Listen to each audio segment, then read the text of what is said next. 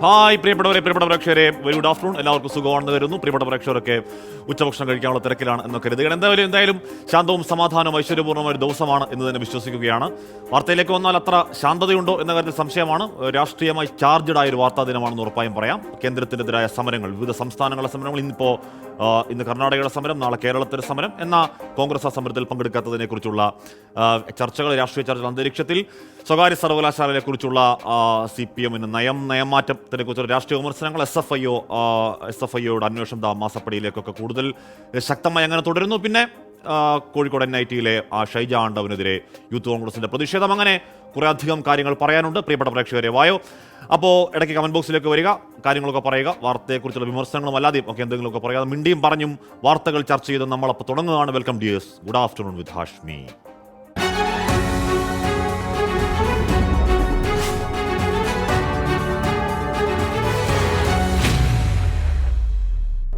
അപ്പോൾ പ്രിയപ്പെട്ട പ്രേക്ഷകരെ, അതൊക്കെയാണ് രാവിലെ മുതൽ സംഭവിച്ച വാർത്തകളുടെ ഒരു സംക്ഷിപ്ത രൂപം. തലക്കെട്ടുകൾ ഇവിടെ നമ്മുടെ പ്രിയപ്പെട്ട ജാസ്മിൻ ജേവിൻ, ലെനീഷ് ബാബു, ജോസ്ഫിൻ ജോസഫ്, റിൻസി മാനുവൽ, ഗോവിന്ദൻ നായർ അടക്കം, ഗ്രേസി സെബാസ്റ്റ്യൻ അടക്കം, പ്രിയ അടക്കം എല്ലാവരുടെയും പേര് വായിക്കാൻ നമുക്ക് പറ്റുന്നില്ല. അപ്പോൾ എല്ലാ പ്രിയപ്പെട്ട പ്രേക്ഷകർ ഗുഡ് ആഫ്റ്റർനൂൺ ഒരിക്കൽ കൂടി പറയുന്നു. അപ്പോൾ എല്ലാ പ്രിയപ്പെട്ടവർക്കും ഒരിക്കൽ കൂടി ഒരു നല്ല ദിവസം നേരുന്നു, ഒരു ശുഭ മധ്യാഹ്നം നേരുന്നു. നമ്മുടെ ആദ്യ വാർത്തയിലേക്ക് പോകുന്നത് ഡൽഹിയിലേക്ക് തന്നെയാണ്. കേന്ദ്ര നയത്തിനെതിരെ പ്രതിഷേധമിരമ്പുന്നു.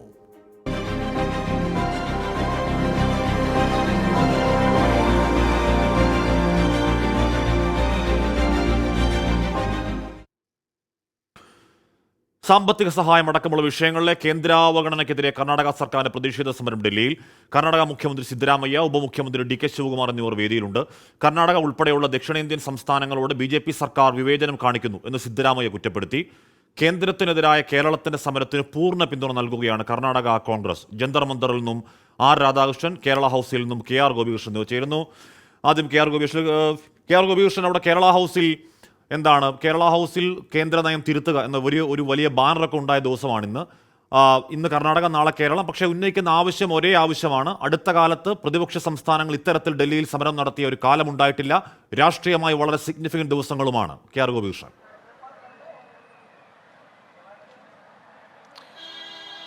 ഹാഷ്മി, തീർച്ചയായിട്ടും രാഷ്ട്രീയമായി ഏറെ പ്രാധാന്യമുള്ള കേന്ദ്ര വിരുദ്ധ പ്രതിഷേധത്തിന് കേരളം ഒരുങ്ങുകയാണ്.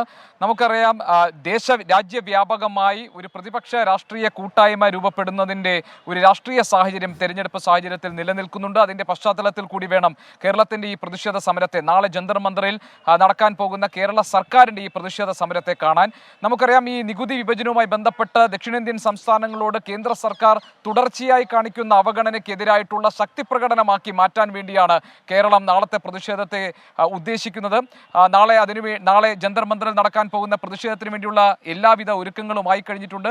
മുഖ്യമന്ത്രിയും 11 മന്ത്രിമാരും ഇതിനോടകം തന്നെ കേരള ഹൗസിൽ എത്തിയിട്ടുണ്ട്. ഇടതുമുന്നണി കൺവീനർ EP ജയരാജൻ ഇവിടെ എത്തിയിട്ടുണ്ട്. CPM സംസ്ഥാന സെക്രട്ടറി MV ഗോവിന്ദൻ വൈകുന്നേരത്തോടുകൂടി എത്തും. മറ്റു മന്ത്രിമാരും വരുന്ന മണിക്കൂറുകളിൽ ഡൽഹിയിൽ എത്തിച്ചേരും. നമുക്കറിയാം, ഈ പ്രതിഷേധ സമരത്തിന്റെ ഏറ്റവും വലിയ സവിശേഷത, അതിന്റെ രാഷ്ട്രീയ പ്രാധാന്യം എന്നത് ഇന്ത്യ മുന്നണിയുടെ ശക്തിപ്രകടനമായി ഇതിനെ നമുക്ക് ഒരു ഭാഗത്ത് വായിച്ചെടുക്കാൻ കഴിയും. അതോടൊപ്പം തന്നെ ദക്ഷിണേന്ത്യൻ സംസ്ഥാനങ്ങൾ അല്ലെങ്കിൽ BJP ഇതര സർക്കാരുകൾ ഭരിക്കുന്ന സംസ്ഥാനങ്ങൾ കേന്ദ്ര സർക്കാരിൽ നേരിടുന്ന അവഗണനയ്ക്കെതിരായിട്ടുള്ള ഒരു ശക്തി പ്രകടനം എന്ന നിലയിൽ ഇതിനെ മാറ്റി തീർക്കാൻ വേണ്ടിയുള്ള ശ്രമങ്ങളാണ് നടക്കുന്നത്. പക്ഷേ അതിന് ചില വിലങ്ങ് തടിയുണ്ട്. CPM-നെ സംബന്ധിച്ച് അല്ലെങ്കിൽ കേരള സർക്കാരിനെ സംബന്ധിച്ച് BJP ഇതര കക്ഷികൾ ഭരിക്കുന്ന സംസ്ഥാനങ്ങളിലെ മുഖ്യമന്ത്രിമാർക്കൊക്കെ മുഖ്യമന്ത്രി പിണറായി വിജയൻ കത്തയച്ച് ക്ഷണിച്ചിട്ടുണ്ട്. അതിൽ നാളെ നടക്കുന്ന പ്രതിഷേധത്തിൽ പങ്കെടുക്കാൻ സാധ്യതയുള്ളതായി നമ്മൾ മനസ്സിലാക്കുന്നത് ഒന്ന് ഡൽഹി മുഖ്യമന്ത്രി അരവിന്ദ് കെജ്രിവാൾ, പഞ്ചാബ് മുഖ്യമന്ത്രി KR ഗോപികൃഷ്ണനാണ് കേരള ഹൗസിൽ നിന്നും. കേരളത്തെ തകർക്കരുത് എന്ന ഒരു വലിയൊരു ബാനർ കേരള ഹൗസിന് മുന്നിൽ ഉയർന്ന അപൂർവ ഒരു കാഴ്ച കൂടി ഇന്ന് കേരള ഹൗസിൽ നിന്ന് കണ്ടു. ആ ബാനറാണ് പ്രിയപ്പെട്ട പ്രേക്ഷകർ ഇപ്പോൾ കാണുന്നത്. എന്തായാലും ജന്തർ മന്ദറിൽ കർണാടകയുടെ സമരം അവിടെ തുടരുന്നു. നാളെയാണ് കേരളത്തിൻ്റെ സമരം. കോൺഗ്രസ് ആ സമരത്തിൽ പങ്കെടുക്കുന്നില്ല എന്ന് പറയുന്നത് കേരളത്തിലെ രാഷ്ട്രീയമാണെങ്കിൽ കൂടിയും ഡൽഹിയിൽ അടുപ്പിച്ചടുപ്പിച്ച് അങ്ങനെ പ്രതിപക്ഷ സംസ്ഥാനങ്ങൾ ഒരേ ആവശ്യം ഉന്നയിച്ചുകൊണ്ട് കേന്ദ്രത്തിനെതിരെ സമരം നടത്തി അടുത്ത കാലത്തൊന്നും കാണാത്ത കാഴ്ചയാണ്. അതുകൊണ്ട് തന്നെ അതിൽ രാഷ്ട്രീയ പ്രാധാന്യമുണ്ട്. KR ഗോപികൃഷ്ണൻ പറയും പോലെ കേന്ദ്ര നയങ്ങൾക്കെതിരെ ഡൽഹിയിൽ കേരള സർക്കാരിന്റെ പ്രതിഷേധം നാളെയാണ്. മുഖ്യമന്ത്രി പിണറായി വിജയനും മന്ത്രിമാരും ഡൽഹിയിലെത്തി. മുഖ്യമന്ത്രി വൈകിട്ട് 4-ന് കേരള ഹൗസിൽ മാധ്യമങ്ങളെ കാണുന്നുണ്ട്. ഇന്ത്യ സഖ്യത്തിലെ ഭൂരിഭാഗം പാർട്ടികളും പങ്കെടുക്കുന്ന പ്രതിഷേധത്തിൽ നിന്ന് കോൺഗ്രസ് വിട്ടുനിൽക്കും. കേന്ദ്ര സർക്കാരിന്റെ നയങ്ങൾക്കെതിരെ ഡൽഹി ജന്തർ മന്ദിറിൽ പ്രഖ്യാപിച്ച പ്രതിഷേധത്തെ ദേശീയ തലത്തിൽ പ്രതിപക്ഷ പാർട്ടികളുടെ ശക്തി പ്രകടനമാക്കി മാറ്റാനുള്ള ശ്രമത്തിലാണ് സംസ്ഥാന സർക്കാർ. ഡൽഹി മുഖ്യമന്ത്രി അരവിന്ദ് കെജ്രിവാൾ, പഞ്ചാബ് മുഖ്യമന്ത്രി ഭഗവത് മാൻ, NCP അധ്യക്ഷൻ ശരത് പവാർ, കപിൽ സിബൽ, ഫാറൂഖ് അബ്ദുള്ള തുടങ്ങിയവരും DMK, സമാജ്വാദി പാർട്ടി, ജയം RJD എന്നീ പാർട്ടികളുടെ പ്രതിനിധികളും പ്രതിഷേധത്തിന്റെ ഭാഗമാകും.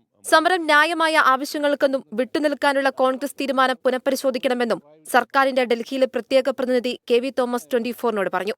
എല്ലാവർക്കും മനസ്സിലാവുന്ന ഒരു കാര്യമില്ല. ഇപ്പോൾ 2 വർഷം മുമ്പ് മുഖ്യമന്ത്രി പിണറായി വിജയൻ പറഞ്ഞു കേരളം നമ്മളോടൊരു ചിറ്റമ്മ നയമാണ് കാണിക്കുന്നത്.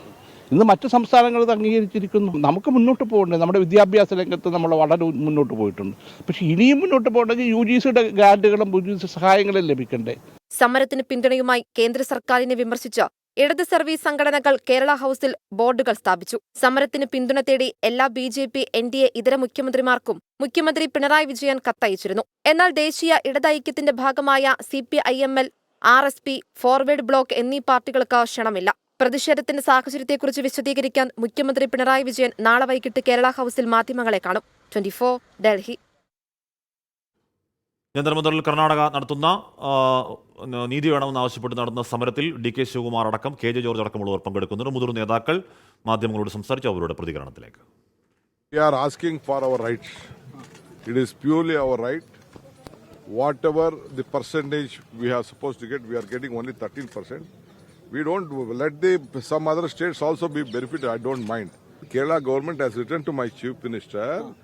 We have an assembly session. Lot of issues are there. After all, they are our neighbors. They are our neighbors. We respect them. We respect them. They are contributing to the world's economy, country economy. We are all out to come together and fight for the justice. We have to get whatever our share we have to get fairly. That's what we are doing.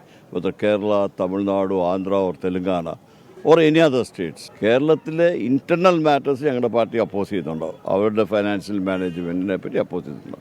I know that thing. That is their decision. We are talking about the central government share. What we are getting is less. We are eligible to get more. That's what we are the thing. If the same cost, if not only Kerala, if other states also take, we have to support. Balram Nedungad കൂടി ചേരുന്നുണ്ട്. ബൽറാം, ഇപ്പോൾ DK Shivakumar കേരളത്തിന്റെ സമരത്തിന് പൂർണ്ണ പിന്തുണ അറിയിക്കുകയാണ്. എന്തായാലും നമ്മുടെ അയൽ സംസ്ഥാനമാണ് എന്നൊക്കെ പറയുന്നുണ്ടെങ്കിൽ കൂടി നാളെ കോൺഗ്രസ് പങ്കെടുക്കുന്നില്ല കേരളം നേതൃത്വം നൽകുന്ന ആ സമരത്തിൽ. പക്ഷേ ആം ആദ്മി പാർട്ടിയുടെ 2 മുഖ്യമന്ത്രിമാരടക്കം ഒട്ടുമിക്ക ഇന്ത്യ മുന്നണിയിലെ ഒട്ടുമിക്ക എല്ലാ കക്ഷികളും പങ്കെടുക്കുന്നുണ്ട്. അപ്പം നാളത്തെ സമരം ഒന്നുകൂടി അരങ്ങാവുന്ന സമരമാകും. ബൽറാം. ഹഷ്മി, തീർച്ചയായും ഏറ്റവും കൗതുകകരം ഈ നാളത്തെ കേരളത്തിന്റെ പ്രതിഷേധത്തെ സംബന്ധിച്ചിടത്തോളം ഇന്ന് നടന്ന കർണാടകയുടെ ഡൽഹി ചലോ പ്രതിഷേധം തന്നെയാണ്. കർണാടക കോൺഗ്രസ് ഈ കേരളത്തിന്റെ സമരത്തെ ഉൾപ്പെടെ പൂർണ്ണമായും പിന്തുണയ്ക്കുന്നു എന്നുള്ളതാണ്. നേതാക്കളുടെ പ്രതികരണങ്ങൾ ഉൾപ്പെടെ നമ്മൾ കേട്ടു. കർണാടകത്തിൽ നിന്നുള്ള കോൺഗ്രസ് ഇതിനെ പിന്തുണയ്ക്കുമ്പോൾ കേരളത്തിൽ നിന്നുള്ള കോൺഗ്രസ് ഈ സമരത്തിൽ നിന്ന് വിട്ടുനിൽക്കുന്നു. ഒപ്പം തന്നെ ദേശീയ തലത്തിലുള്ള നേതാക്കൾ പോലും കേരളത്തിന്റെ ക്ഷണം സ്വീകരിച്ചിട്ടില്ല എന്നുള്ളതാണ്. ഇതിനെതിരായ പ്രതികരണങ്ങളും കേരളത്തിൽ നിന്നുള്ള ഇടത് നേതാക്കളുടെ ഭാഗത്തു നിന്നും ഉണ്ടായിട്ടുണ്ട്. കേരള സർക്കാരിനെ സംബന്ധിച്ചിടത്തോളം ഇത് ഒരു പ്രതിപക്ഷ പാർട്ടികളുടെ വലിയ ശക്തി പ്രകടനമാക്കി മാറ്റുകയും ദേശീയ ശ്രദ്ധ ആകർഷിക്കുക, കേന്ദ്ര സർക്കാരിനെ സമ്മർദ്ദത്തിലാക്കുക എന്നുള്ള ഒരു ലക്ഷ്യമാണ് ഈ സമരത്തിന് പിന്നിലുള്ളത്. കാരണം സംസ്ഥാനത്തിന് ലഭിക്കേണ്ട ഫണ്ടുകൾ ഉൾപ്പെടെ തടഞ്ഞു വെക്കുന്നു, മറ്റ് ഫെഡറൽ സംവിധാനത്തിൽ കൈകടത്തലുകൾ ഉണ്ടാകുന്നു എന്ന ആരോപണം ഉന്നയിക്കുന്നു. മറ്റെല്ലാ പ്രതിപക്ഷ പാർട്ടികൾ ഭരിക്കുന്ന സംസ്ഥാനങ്ങളും ഈ ഒരു ആരോപണം ഉന്നയിച്ചിട്ടുണ്ട്. അതിനായി ഒരു സർക്കാർ എന്ന നിലയിൽ ആദ്യമായി ഒരു പ്രതിഷേധത്തിന് മുന്നിട്ടിറങ്ങുകയാണ് കേരളം. അതുകൊണ്ട് തന്നെ എല്ലാ പ്രതിപക്ഷ പാർട്ടികളുടെയും പിന്തുണ ഉറപ്പാക്കാനുള്ള ശ്രമങ്ങൾ നടന്നിരുന്നു. കോൺഗ്രസിൽ നിന്ന് അനുകൂല നിലപാടുണ്ടായില്ലെങ്കിൽ പോലും ആം ആദ്മി പാർട്ടി ഇതിന് പൂർണ്ണ പിന്തുണ പ്രഖ്യാപിച്ചിരിക്കുന്നു. 2 മുഖ്യമന്ത്രിമാരും ഈ പ്രതിഷേധത്തിൽ പങ്കെടുക്കും. കേജ്രിവാളും ഭഗവത് മാനും സമരത്തിന് എത്തുമെന്ന് ഔപചാരികമായി തന്നെ അറിയിച്ചിട്ടുണ്ട്. ഒപ്പം തന്നെ DMK പൂർണ്ണമായ പിന്തുണ പ്രഖ്യാപിച്ചിരിക്കുന്നു. സ്റ്റാലിൻ വിദേശത്തായതിനാൽ അദ്ദേഹം നേരിട്ട് പങ്കെടുക്കുന്നില്ലെങ്കിലും അദ്ദേഹത്തിന്റെ പാർട്ടി പ്രതിനിധികൾ ഈ പ്രതിഷേധത്തിൽ പങ്കെടുക്കും. ഒപ്പം തന്നെയാണ് ദേശീയ തലത്തിലുള്ള സമാജ്വാദി പാർട്ടി അടക്കമുള്ള പ്രതിപക്ഷ പാർട്ടികളും പ്രധാനപ്പെട്ട പ്രതിപക്ഷ നേതാക്കൾ സമാജ്വാദി പാർട്ടിയുടെ രാജ്യസഭാംഗമായ കപിൽ സിബൽ, നാഷണൽ കോൺഫറൻസിന്റെ നേതാവ് ഫാറൂഖ് അബ്ദുള്ള അടക്കമുള്ള നേതാക്കൾ സമരത്തിന് എത്തുമെന്ന് അറിയിച്ചിട്ടുണ്ട്. JMM-ഉം സമാജ്വാദി പാർട്ടിയും ഒപ്പം തന്നെ RJD-യും നേതാക്കളെ അയക്കുന്നുണ്ട്. MP-മാർ അടക്കമുള്ള നേതാക്കൾ പങ്കെടുക്കുന്നുണ്ട് എന്നുള്ളതും ഏറെ ശ്രദ്ധേയമാണ്. ഈ ഒരു സമരവേദിയിൽ നിന്നുകൊണ്ട് പ്രതിപക്ഷ ഐക്യത്തിന്റെ ഒരു വലിയ ശബ്ദം ഉയർത്താൻ തന്നെയാണ് കേരളം ശ്രമിക്കുന്നത്. യെസ് യെസ് ബൽറാമാണ് ജന്തർ മന്ദറിലെ സമരത്തിന്റെ വിവരങ്ങൾ നൽകിയത്. ഇർഷാദ് മുല്ലോട്ട് ചോദിക്കുകയാണ്, കേന്ദ്രാവഗണന ഉണ്ടെങ്കിലും കോൺഗ്രസ് പങ്കെടുത്താൽ കേരള സർക്കാരിന്റെ ധൂർത്തിനെ ന്യായീകരിക്കലാവില്ലേ എന്ന് ചോദിക്കുകയാണ്. എന്ന് പറഞ്ഞാൽ അതത് സംസ്ഥാനങ്ങളിലെ രാഷ്ട്രീയ പാർട്ടികളുടെ രാഷ്ട്രീയ ധർമ്മസങ്കടമാണ്. അതൊക്കെ ഉറപ്പായും ഇതിൽ രാഷ്ട്രീയം ഉണ്ടല്ലോ. അപ്പോൾ പക്ഷേ അവിടെ ഇന്നിപ്പോൾ കർണാടക സമരം നടന്നു, കോൺഗ്രസ്സാണ് സമരം നടത്തുന്നത്. ഇതേ ആവശ്യങ്ങൾ എന്ന് പറഞ്ഞാൽ സാമ്പത്തികമായി അവഗണിക്കുന്നു തുടങ്ങിയ അതേ ആവശ്യങ്ങൾ ഉന്നയിച്ചുകൊണ്ടാണ് കർണാടകയുടെ സമരം. പിന്നെ അതത് സംസ്ഥാനങ്ങളിലെ രാഷ്ട്രീയ സാഹചര്യം കൂടി അതത് രാഷ്ട്രീയ പാർട്ടികൾക്ക് നോക്കേണ്ടി വരും. അതിനൊരു കുറ്റം പറയാൻ കഴിയില്ല. വൈശാഖ് പറയാം, ഡിയർ ഹാഷ്മി 530/2019 CPO ലിസ്റ്റിലുള്ള ഞങ്ങൾ കാസർഗോഡ് മുതൽ ട്രിവാൻഡ്രം വരെ നീതി നിഷേധത്തിനെതിരെ സൈക്കിൾ റാലി നടത്താൻ തുടങ്ങി, അതൊന്ന് റിപ്പോർട്ട് ചെയ്യണേ എന്ന് പറയുകയാണ്. വൈശാഖ് നമുക്ക് എന്തായാലും നോക്കാം. നിങ്ങളുടെ സമരത്തിനൊപ്പം കാലം നിന്നിട്ടുള്ളവരാണ്. അപ്പോൾ ഓക്കെ. അജികുമാർ അരവിന്ദം പറയുന്നത്, ഡിയർ ഹാഷ്മി ഇന്നലത്തെ എൻകൗണ്ടർ നന്നായി, സമാന അനുഭവം എനിക്കുമുണ്ടായി. ഒരു കള്ളപ്പരാതിയിൽ നൂർനാട് പോലീസ് വിമുക്ത പഠന എന്നോടും വളരെ മോശമായി പെരുമാറി എന്ന് പറയുകയാണ്. അപ്പോൾ അത്തരത്തിൽ അനുഭവമുള്ളവർ കമൻറ്റ് ബോക്സിലും അല്ലാതെയും ഒക്കെ പറയേണ്ടതാണ്. കാര്യം മിണ്ടാതിരുന്നിട്ട് കാര്യമില്ല. പുറത്തിറങ്ങി വന്ന് അതിനെതിരെ പോരാടിയാൽ മാത്രമേ അത്തരം നീതികേടുകൾക്കെതിരെ പ്രതികരിക്കാനും എന്തെങ്കിലും പരിഹാരം ഉണ്ടാക്കാനും കഴിയൂ എന്നുള്ളത് ഇന്നലെ ചർച്ചയിൽ തന്നെ ഒരുപാട് പേരെന്നെ ആ വിഷയം പറഞ്ഞ് ഇതുപോലെ വിളിക്കുന്നുണ്ടായിരുന്നു. ചട്ടവിരുദ്ധ ഇടപാടുകൾക്ക് തെളിവുണ്ടെന്ന് SFIO.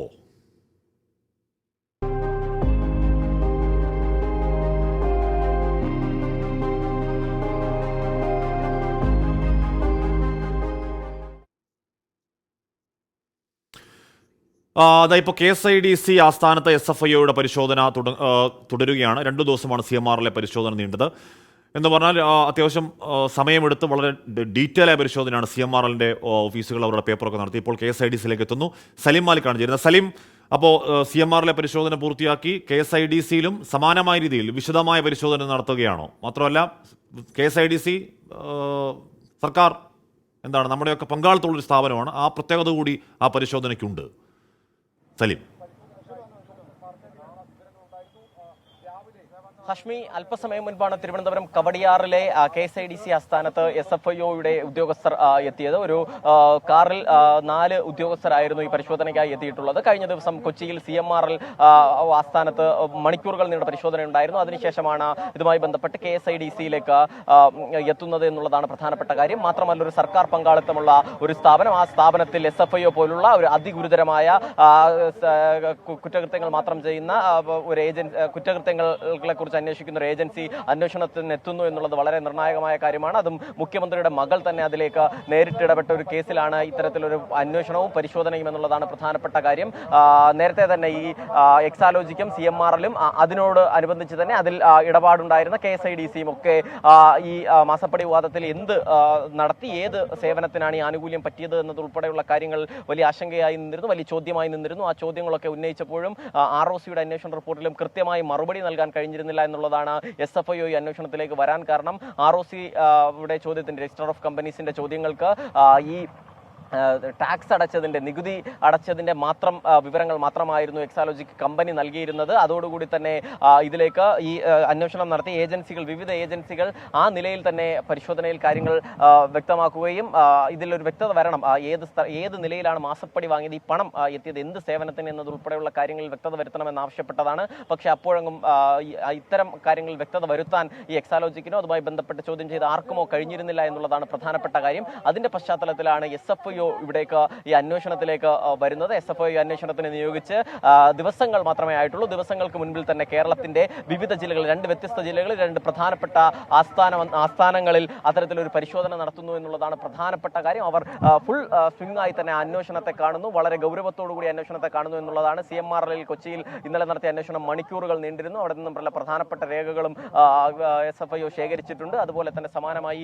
KSIDCയിൽ അത്തരത്തിലൊരു രേഖകൾ പരിശോധിക്കുകയും രേഖകൾ ശേഖരിക്കുകയും ചെയ്യുമെന്നാണ് മനസ്സിലാക്കുന്നത്. എന്തായാലും ഈ പരിശോധന എത്ര മണിക്കൂർ നീണ്ടുപോകുമെന്നുള്ള കാര്യത്തിൽ വ്യക്തതയില്ല. പക്ഷേ KSIDC പോലെ സർക്കാരിന് പങ്കാളിത്തമുള്ള ഒരു സ്ഥാപനത്തിൽ SFIO പോലുള്ള സീരിയസ് ഫ്രോഡ് ഇൻവെസ്റ്റിഗേഷൻ ഓഫീസ് എന്ന ഒരു അന്വേഷണ സംഘം വരുന്നത്, അത് വളരെ ഗുരുതരമായ കുറ്റകൃത്യങ്ങൾ നടത്തുന്നതിനൊക്കെ അന്വേഷിക്കുന്ന ഒരു ഏജൻസി വരുന്നത് വലിയ ഗൗരവത്തോടു കൂടി തന്നെയാണ് കാണുന്നത് എന്നുള്ള കാര്യത്തിൽ ഒരു സംശയവുമില്ല. ആ ഗൗരവം സ്വാഭാവികമായും ഈ നിലയിൽ തന്നെ കാണേണ്ടതുമാണ്. എന്തായാലും എത്ര മണിക്കൂർ ഈ ചോദ്യം ചെയ്യൽ ഉണ്ടാകുമെന്നതുൾപ്പെടെയുള്ള കാര്യങ്ങൾ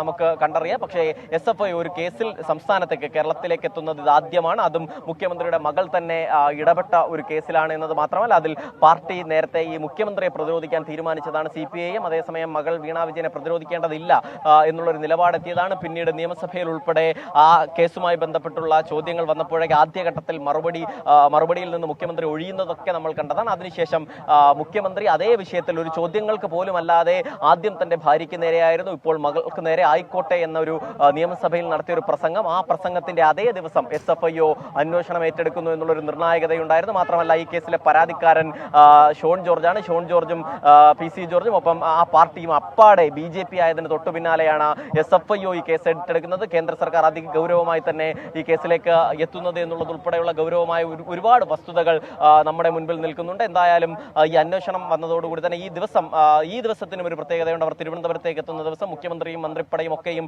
ഡൽഹിയിൽ കേന്ദ്ര സർക്കാരിനെതിരെ സമരത്തിനായി ഇവിടുന്ന് പോയ ദിവസമാണ്. നാളെ ഡൽഹിയിൽ ആ സമരം നടക്കുകയാണ്. അതിനിടയിലാണ് തിരുവനന്തപുരത്ത് തലസ്ഥാനത്ത് SFIO എത്തുന്നത് എന്നുള്ളതാണ്. മാത്രമല്ല, അറസ്റ്റ് ഉൾപ്പെടെയുള്ള കാര്യങ്ങൾക്ക് അധികാരമുള്ള ഏജൻസിയാണ് SFIO. അങ്ങനെ ഈ കേസിന്റെ ഗൗരവം വല്ലാതെ വർദ്ധിക്കുകയാണ്. സാധാരണ ഒരു മാസപ്പടി ഒരു രാഷ്ട്രീയ ആരോപണം എന്ന നിലയിലല്ല ഇപ്പോൾ ആ കേസിനെ കാണേണ്ടത്. സംസ്ഥാന സർക്കാർ നയിക്കുന്ന ഒരു സമരം ഡൽഹിയിൽ നാളെ നടക്കാനിരിക്കുന്നു. ആ സമരത്തിൽ കോൺഗ്രസ് ഒഴികെയുള്ള ഒട്ടുമിക്ക എല്ലാ പ്രതിപക്ഷ പാർട്ടികളും വളരെ സജീവമായി അതൊരു കേന്ദ്രവിരുദ്ധ മൂവ്മെന്റായി മാറാൻ പോകുന്നു. ആ സമയത്ത് ഇവിടെ SFIOയുടെ ഓഫീസുകൾ കയറിയുള്ള പരിശോധന എന്നത് പൊളിറ്റിക്കൽ ആംഗിളാണ്. ഉറപ്പായും അത് CPM ഉന്നയിക്കും. സലീം, പക്ഷേ പൊളിറ്റിക്കൽ ആംഗിളിനപ്പുറം സംസ്ഥാന സർക്കാർ പങ്കാളിത്തമുള്ള ഒരു സ്ഥാപനത്തിലേക്ക് SFIOയുടെ ഉന്നത ഉദ്യോഗസ്ഥർ എത്തുന്നു. അവരും CMRൽ കണ്ടതുപോലെയുള്ള ഒരുപക്ഷെ മണിക്കൂറുകൾ നീളുന്ന പരിശോധന. ഇത് കൃത്യം അടുത്ത പടി എക്സാലോജിക്കിന്റെ പേപ്പർ പരിശോധന, ചോദ്യം ചെയ്യാൻ വിളിപ്പിക്കലൊക്കെയാണ് എന്ന് ദ്രുതഗതിയിലുള്ള ഈ അന്വേഷണ സംഘത്തിന് നീക്കം കാണുമ്പോൾ തോന്നുന്നുണ്ടോ സലിം?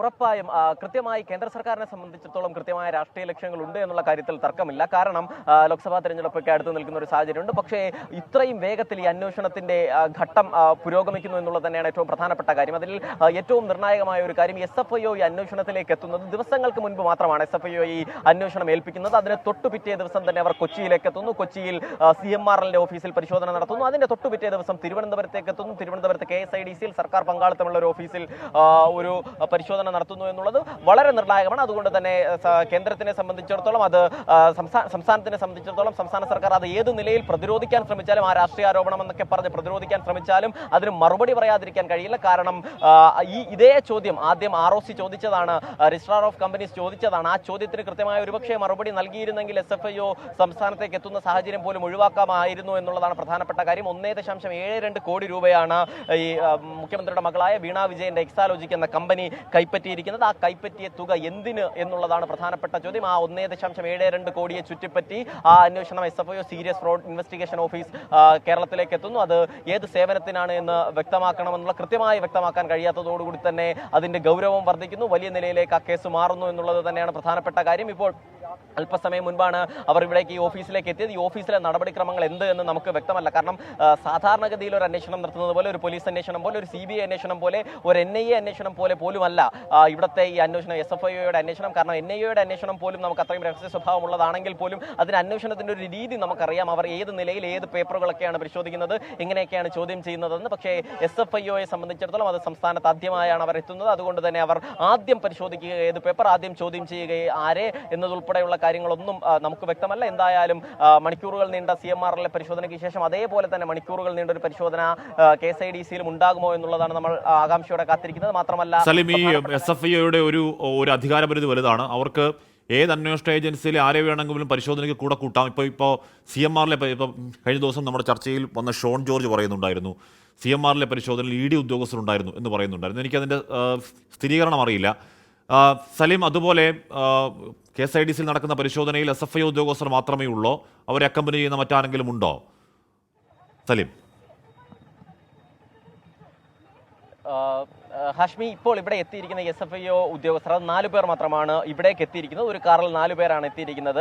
8 പേരാണ് ഈ അന്വേഷണ സംഘത്തിലുള്ളത്. ആ 8 പേരിൽ 4 പേരെ മാത്രമാണ് നമുക്ക് ഇവിടെ നിന്ന് കാണാനായത്. മാത്രമല്ല ഒരു ഏജൻസിയുടെയും സഹായം അവർ സ്വീകരിച്ചിട്ടില്ല എന്നാണ് മനസ്സിലാക്കുന്നത്. പക്ഷേ അവർ SFIOയെ സംബന്ധിച്ചിടത്തോളം അവർ കാര്യങ്ങൾ അങ്ങനെ വിട്ടുപറയുകയോ മാധ്യമങ്ങളുമായി പോലും പങ്കുവയ്ക്കുകയോ ചെയ്യുന്ന സ്വഭാവം അവർക്കില്ല. അതുകൊണ്ട് തന്നെ അത്തരത്തിൽ നേരത്തെയുള്ള ഈ ഷോൺ ജോർജ് പറഞ്ഞതുപോലെ ED ഉദ്യോഗസ്ഥർ ഉണ്ടോ എന്നുള്ളത് പോലും ഇതുവരെയും നമുക്ക് സ്ഥിരീകരിക്കാനായിട്ടില്ല. അതുകൊണ്ട് തന്നെ അത്തരത്തിലേക്ക് കടക്കേണ്ടതില്ല. പക്ഷേ 8 അംഗ സംഘത്തിലെ 4 പേർ മാത്രമാണ് ഇവിടേക്ക് എത്തിയിട്ടുള്ളത് എന്നുള്ളതാണ് പ്രധാനപ്പെട്ട കാര്യം. അതുകൊണ്ട് തന്നെ നിലവിൽ KSIDCയിലെ പരിശോധനയിൽ ഈ സംഘത്തിൽ നിന്നുള്ള SFIO സംഘം, ആ SFIOയുടെ ടാഗ് ധരിച്ച 4 അംഗ സംഘം മാത്രമാണ് എത്തിയിരിക്കുന്നത്. അവരുടെ നേതൃത്വത്തിലാണ് ഇപ്പോൾ പരിശോധന. ലോക്കൽ പോലീസിനെ വിവരം അറിയിച്ചിട്ടില്ല, മറ്റേതെങ്കിലും ഏജൻസിയെ വിവരം അറിയിച്ചിട്ടില്ല, ഒരു സഹായവും അവർ നിലവിൽ തേടിയിട്ടില്ല എന്നാണ് മനസ്സിലാക്കാൻ കഴിയുന്നത്. പക്ഷേ രാവിലെ മുതൽ തന്നെ ഇവർ ഇവിടേക്ക് എത്തും, ഇന്ന് പരിശോധന ഉണ്ടാകുമെന്നുള്ള ഒരു സൂചന നേരത്തെ ലഭിച്ചിരുന്നു. മാത്രമല്ല ആ സൂചന ഇവിടുത്തെ ഉദ്യോഗസ്ഥർക്കും ലഭിച്ചിരുന്നു. അതുകൊണ്ട് തന്നെ മറ്റ് വാഹനങ്ങളെയൊന്നും കടത്തിവിടാതെ മണിക്കൂറുകളോളം, സാധാരണ ഇങ്ങനെ ഈ ഗേറ്റ് ഇങ്ങനെ സ്ഥിരമായി തുറന്നിടുന്ന ഗേറ്റാണ്, അത് ഇന്ന് ഏറെ മണിക്കൂറുകൾ ഇത് അടച്ചിട്ടിരിക്കുകയായിരുന്നു. നമ്മൾ തന്നെ ഈ വിവരം അറിഞ്ഞിവിടേക്ക് എത്തുന്ന ആ സമയം മുതൽ ഈ ഗേറ്റ് അടഞ്ഞു തന്നെ കിടക്കുകയായിരുന്നു. ഇപ്പോൾ SFIO ഉദ്യോഗസ്ഥർ അകത്ത് വന്നതിന് ശേഷമാണ് ഇവർ ഗേറ്റ് തുറന്നിട്ടത്. അങ്ങനെ ഈ അന്വേഷണം ഇവർ SFIO സ്വാഭാവികമായി ഇവിടേക്ക് എത്തും എന്നുള്ളത് നേരത്തെ തന്നെ മനസ്സിലാക്കിയിട്ടുണ്ട്. പക്ഷേ അത് ഏതു നിലയിലാവും എന്നുള്ള കാര്യത്തിൽ ഉൾപ്പെടെ ഒരു വ്യക്തതക്കുറവുണ്ട്. ആ വ്യക്തതക്കുറവൊക്കെ പരിഹരിക്കാൻ കഴിയണം എന്നുള്ളതാണ് ഇനിയിപ്പോഴുള്ള മണിക്കൂറുകളിൽ വരുന്ന ചോദ്യം ചെയ്യലിലൂടെ അതല്ലെങ്കിൽ അവരുടെ തെളിവ് ശേഖരണത്തിലൂടെയാണ് മനസ്സിലാക്കേണ്ടത്. പ്രധാനമായി ഈ അന്വേഷണ പരിധിയിൽ വരുന്നത് എന്ത് കാര്യത്തിന് ഈ സേവനം 1.72 കോടി രൂപ എന്ത് സേവനത്തിനാണ് എക്സാലോജിക്ക് കൈപ്പറ്റി എന്നുള്ളതാണ്. അത് കേരള പൊതുസമൂഹത്തിന് മുൻപിൽ ഉൾപ്പെടെ അതൊരു രാഷ്ട്രീയ ചോദ്യമായി, അതല്ലാതെ ഒരു അന്വേഷണ ചോദ്യമായി ഒക്കെ ദിവസങ്ങളായി മാസങ്ങളായി നിൽക്കുന്നതാണ്. അതിൻ്റെ ഒരു കൃത്യമായ മറുപടി നൽകാൻ കഴിഞ്ഞില്ല എന്ന് മാത്രമല്ല, ഈ തുകയ്ക്ക് കൃത്യമായ ടാക്സ് അടച്ചിട്ടില്ല എന്നുള്ളതായിരുന്നു ആദ്യത്തെ ഒരു രാഷ്ട്രീയ ആരോപണം. ആ രാഷ്ട്രീയ ആരോപണം ആ നിലയിൽ തന്നെ നിൽക്കുമ്പോഴായിരുന്നു ഒരു ടാക്സ് അടച്ച രസീതും, അത് കർണാടകയിൽ ടാക്സ് അടച്ച രസീതും ഒക്കെയായി വരികയും ചെയ്തത്. അതിന് തൊട്ടു പിന്നാലെ അതിൽ ഒരു വിശ്വാസ്യത ഇല്ല എന്നുള്ളതായിരുന്നു പ്രധാനമായും പിന്നീട് ആ രാഷ്ട്രീയ ആരോപണം മാറിയത്. അതിന് പിന്നാലെ ഇത്തരത്തിൽ ROCയുടെ അന്വേഷണം നടന്നു. ആ അന്വേഷണത്തിൽ ആ ടാക്സ് അടച്ചതിന്റെ രേഖകൾ മാത്രം സമർപ്പിച്ചതോടുകൂടി ആ കേസ് പിന്നീടും മറ്റൊരു തലത്തിലേക്ക് മാറുന്നു. SFIO എത്തുകയും ചെയ്തൊരു സാഹചര്യമുണ്ട്. മാത്രമല്ല BJPയെ സംബന്ധിച്ചിടത്തോളം നമ്മൾ നേരത്തെ സൂചിപ്പിച്ചതുപോലെ അവർക്ക് കൃത്യമായ ഒരു രാഷ്ട്രീയമുണ്ട്, കൃത്യമായ രാഷ്ട്രീയ ലക്ഷ്യമുണ്ട്. അതുകൊണ്ട് തന്നെയാണ് ഷോൺ ജോർജ് ഈ കേസ് ഏറ്റുപിടിച്ചത്. അതിനുശേഷം ആ കേസിലേക്ക് കേന്ദ്ര ഏജൻസികൾ എന്തായാലും ഈ പരിശോധന പ്രതീക്ഷിച്ചതാണ്. മാത്രമല്ല സലീം, കഴിഞ്ഞ ദിവസം കേസ് കോടതിയിൽ ഷോണിന്റെ പരാതി കോടതി പരിഗണിക്കുമ്പോൾ KSIDCക്ക് വേണ്ടി കോടതിയിൽ ഓൺലൈനായി ഹാജരായത് CS വൈദ്യനാഥൻ എന്ന് പറയുന്ന രാജ്യത്തെ ഏറ്റവും പ്രധാനപ്പെട്ട എന്ന് പറഞ്ഞാൽ അയോധ്യ കേസിൽ രാംലല്ല വിരാജ്മാന് വേണ്ടിയൊക്കെ സുപ്രീം കോടതിയിൽ ഹാജരായ വലിയ 5 സ്റ്റാർ വക്കീൽമാർ ഗണത്തിൽപ്പെടാവുന്ന വക്കീലാണ്. അപ്പോൾ KSIDC കോടതിയിൽ അതിനെ അത്ര സീരിയസ് ആയി കാണുന്നു. സ്വാഭാവികമായും ഈ പരിശോധന പ്രതീക്ഷിച്ചിരുന്നതാണ്. ഒരുക്കങ്ങൾ KSIDC ഭാഗത്തുനിന്നും ഉണ്ടായിട്ടുണ്ടാവില്ലേ സലീം? തീർച്ചയായും അത് ഈ SFIO ഏറ്റെടുക്കുന്നതിന് മുൻപേ KSIDC ഇത്തരത്തിൽ ഇവരുടെ ഇതിലേക്ക് അന്വേഷണം എത്തുമെന്നുള്ളത് നേരത്തെ തന്നെ മനസ്സിലാക്കിയതാണ്. അതിൻ്റെ ഒരു ഏറ്റവും പ്രധാനപ്പെട്ട തെളിവ് തന്നെ വ്യവസായ വകുപ്പ് മന്ത്രി P. രാജീവ് തന്നെ ഈ വിഷയം അത് മറ്റൊരു തലത്തിലേക്ക് മാറുന്നതിന്റെ ആദ്യ ദിവസം തന്നെ KSIDCയെ ഇതിലേക്ക് ഇടപെടുന്നത് വളരെ ദുരുദ്ദേശത്തോടു കൂടിയാണ് ഒരു പ്രസ്താവന നടത്തിയിരുന്നു. മാത്രമല്ല 1991 തന്നെ ഓഹരി വാങ്ങിയതുമായി ബന്ധപ്പെട്ട് അതങ്ങനെ പല ഓഹരികൾ വാങ്ങാറുണ്ട് എന്നുള്ളൊരു ന്യായീകരണം നിരത്തിയതാണ്. അതിന് തൊട്ടു പിന്നാലെ KSIDCക്ക് ഇതിൽ ഒരു ബന്ധവുമില്ല, അത് സ്വാഭാവികമായ ഒരു ഓഹരി വാങ്ങുക എന്നുള്ളത് മാത്രമാണ്. അത് പല നിക്ഷേപ പങ്കാളിത്തങ്ങളൊക്കെ പല സ്ഥലങ്ങളിൽ നിന്നും പല സ്ഥാപനങ്ങളിൽ നിന്നും വാങ്ങുന്നത് മാത്രമാണെന്നൊരു ന്യായീകരണം വ്യവസായ മന്ത്രി തന്നെ നേരിട്ട് വന്നതാണ്. അതിനുശേഷം ഈ മാസപ്പടി വിവാദവുമായി ബന്ധപ്പെട്ട ചോദ്യങ്ങൾക്കൊക്കെ KSIDCയെ പ്രതിരോധിക്കുന്ന നിലയിലേക്ക് വിവിധ മന്ത്രിമാരും ഒപ്പം CPIM നേതാക്കളും ഒക്കെ ആദ്യം തന്നെ KSIDCയെ കുറിച്ച് ചോദിക്കാതെ തന്നെ KSIDCയെ പ്രതിരോധിച്ചുകൊണ്ടുള്ള മറുപടികളൊക്കെ നൽകിയതാണ്. അതോടുകൂടി തന്നെ ഇതിലൊരു രാഷ്ട്രീയം നമ്മൾ മനസ്സിലാക്കിയതാണ്. അപ്പോൾ തന്നെ ഒരു സർക്കാർ നിക്ഷേപങ്ങൾ, ഒരു സ്ഥാപനത്തിലേക്കുള്ള പരിശോധനയും അതുപോലെ തന്നെ അതിനുവേണ്ട പ്രിക്കോഷൻസ് ഒക്കെ എടുത്തിട്ട് തന്നെയാവും സർക്കാർ നിൽക്കുന്നത്. അത് ഇവിടുത്തെ രേഖകളുടെ കാര്യത്തിലായാലും അതിലെ സ്വീകരിക്കേണ്ട നിയമ നടപടിയുടെ കാര്യത്തിലായാലും അതങ്ങനെ തന്നെയാണ്. പക്ഷേ എന്തൊക്കെയായാലും ശരി, SFIOയുടെ അന്വേഷണം അതിന്റെ അന്വേഷണത്തെ എത്ര കണ്ട് അത് മുന്നോട്ട് പോകും, അതല്ലെങ്കിൽ ഏത് നിലയിൽ അത് എത്തും എന്നുള്ളതിലൊക്കെ ഇപ്പോൾ സംശയമുണ്ടെങ്കിലും KSIDCയിൽ SFIO ഉദ്യോഗസ്ഥർ എത്തുന്നത് വലിയ ഗൗരവത്തിൽ തന്നെ നമ്മൾ കാണേണ്ടതാണ് എന്നുള്ള കാര്യത്തിൽ ഒരു തർക്കവുമില്ല. നിലവിൽ അതുമായി ബന്ധപ്പെട്ടാണ് ഈ അന്വേഷണം ഇവിടെ നടക്കുന്നത് തന്നെ. ഇപ്പോൾ അല്പസമയം മുൻപാണ് ഇവർ ഉദ്യോഗസ്ഥർ SFI ഉദ്യോഗസ്ഥർ അവിടേക്ക് എത്തിയത്. അതിനുശേഷം സലീം, ഈ SFIയുടെ വെബ്സൈറ്റിൽ നോക്കിയാൽ അവർ ഓരോ വർഷം എടുക്കുന്ന കേസുകളുടെ എണ്ണം തുലവും തുച്ഛമാണ്. എന്ന് പറഞ്ഞാൽ ഒരു വർഷം 16 17 അത്തരത്തിൽ കുറഞ്ഞ കേസുകൾ മാത്രമേ എടുക്കാറുള്ളൂ.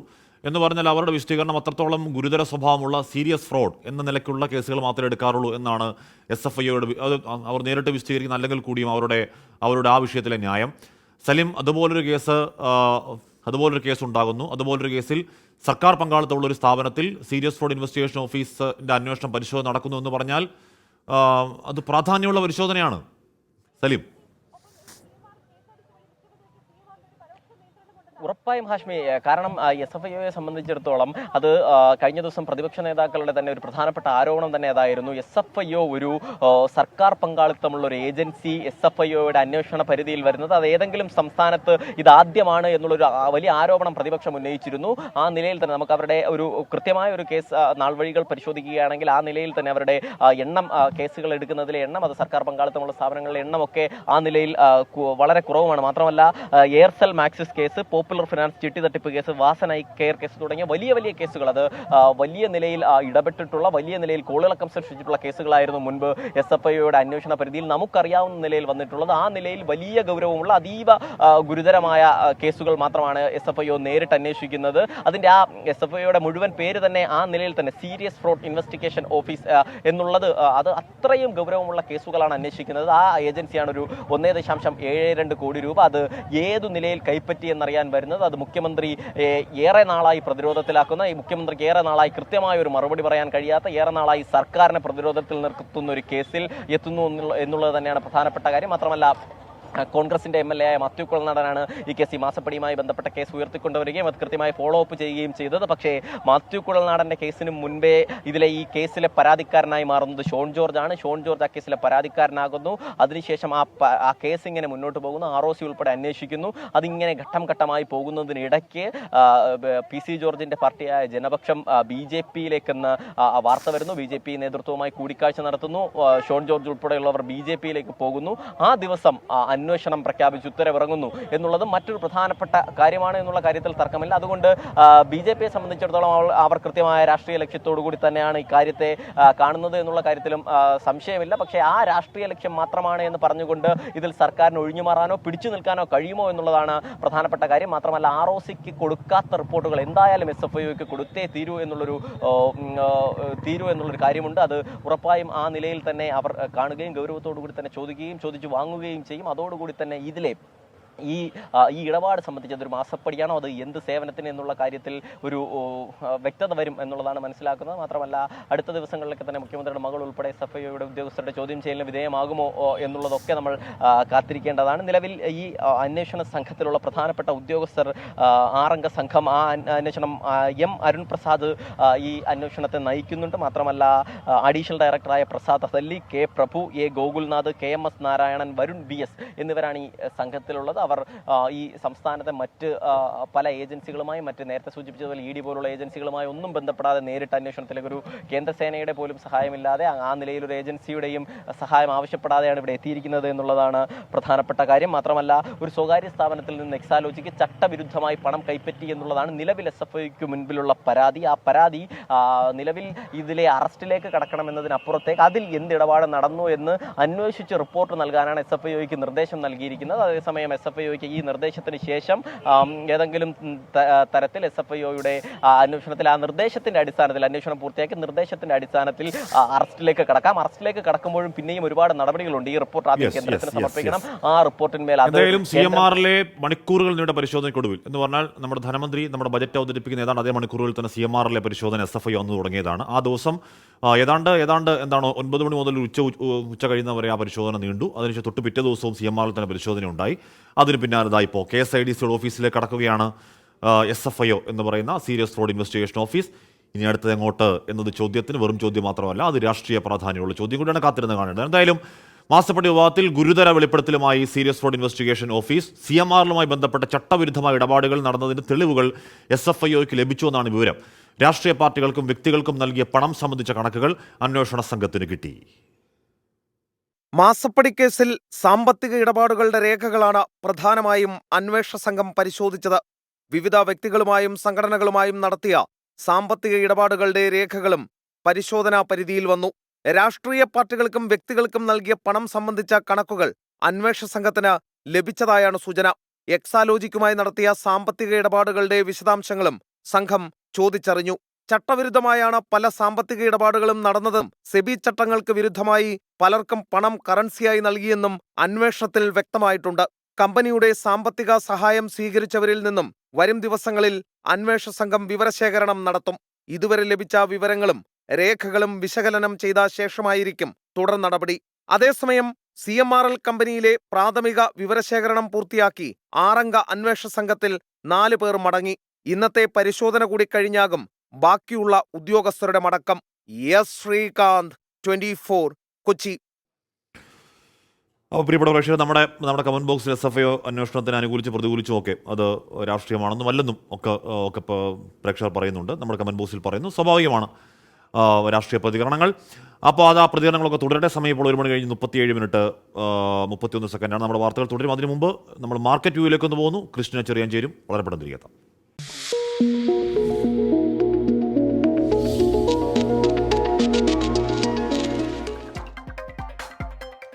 Good afternoon. Welcome to Market View. ആദ്യം ഹെഡ്ലൈൻസ്.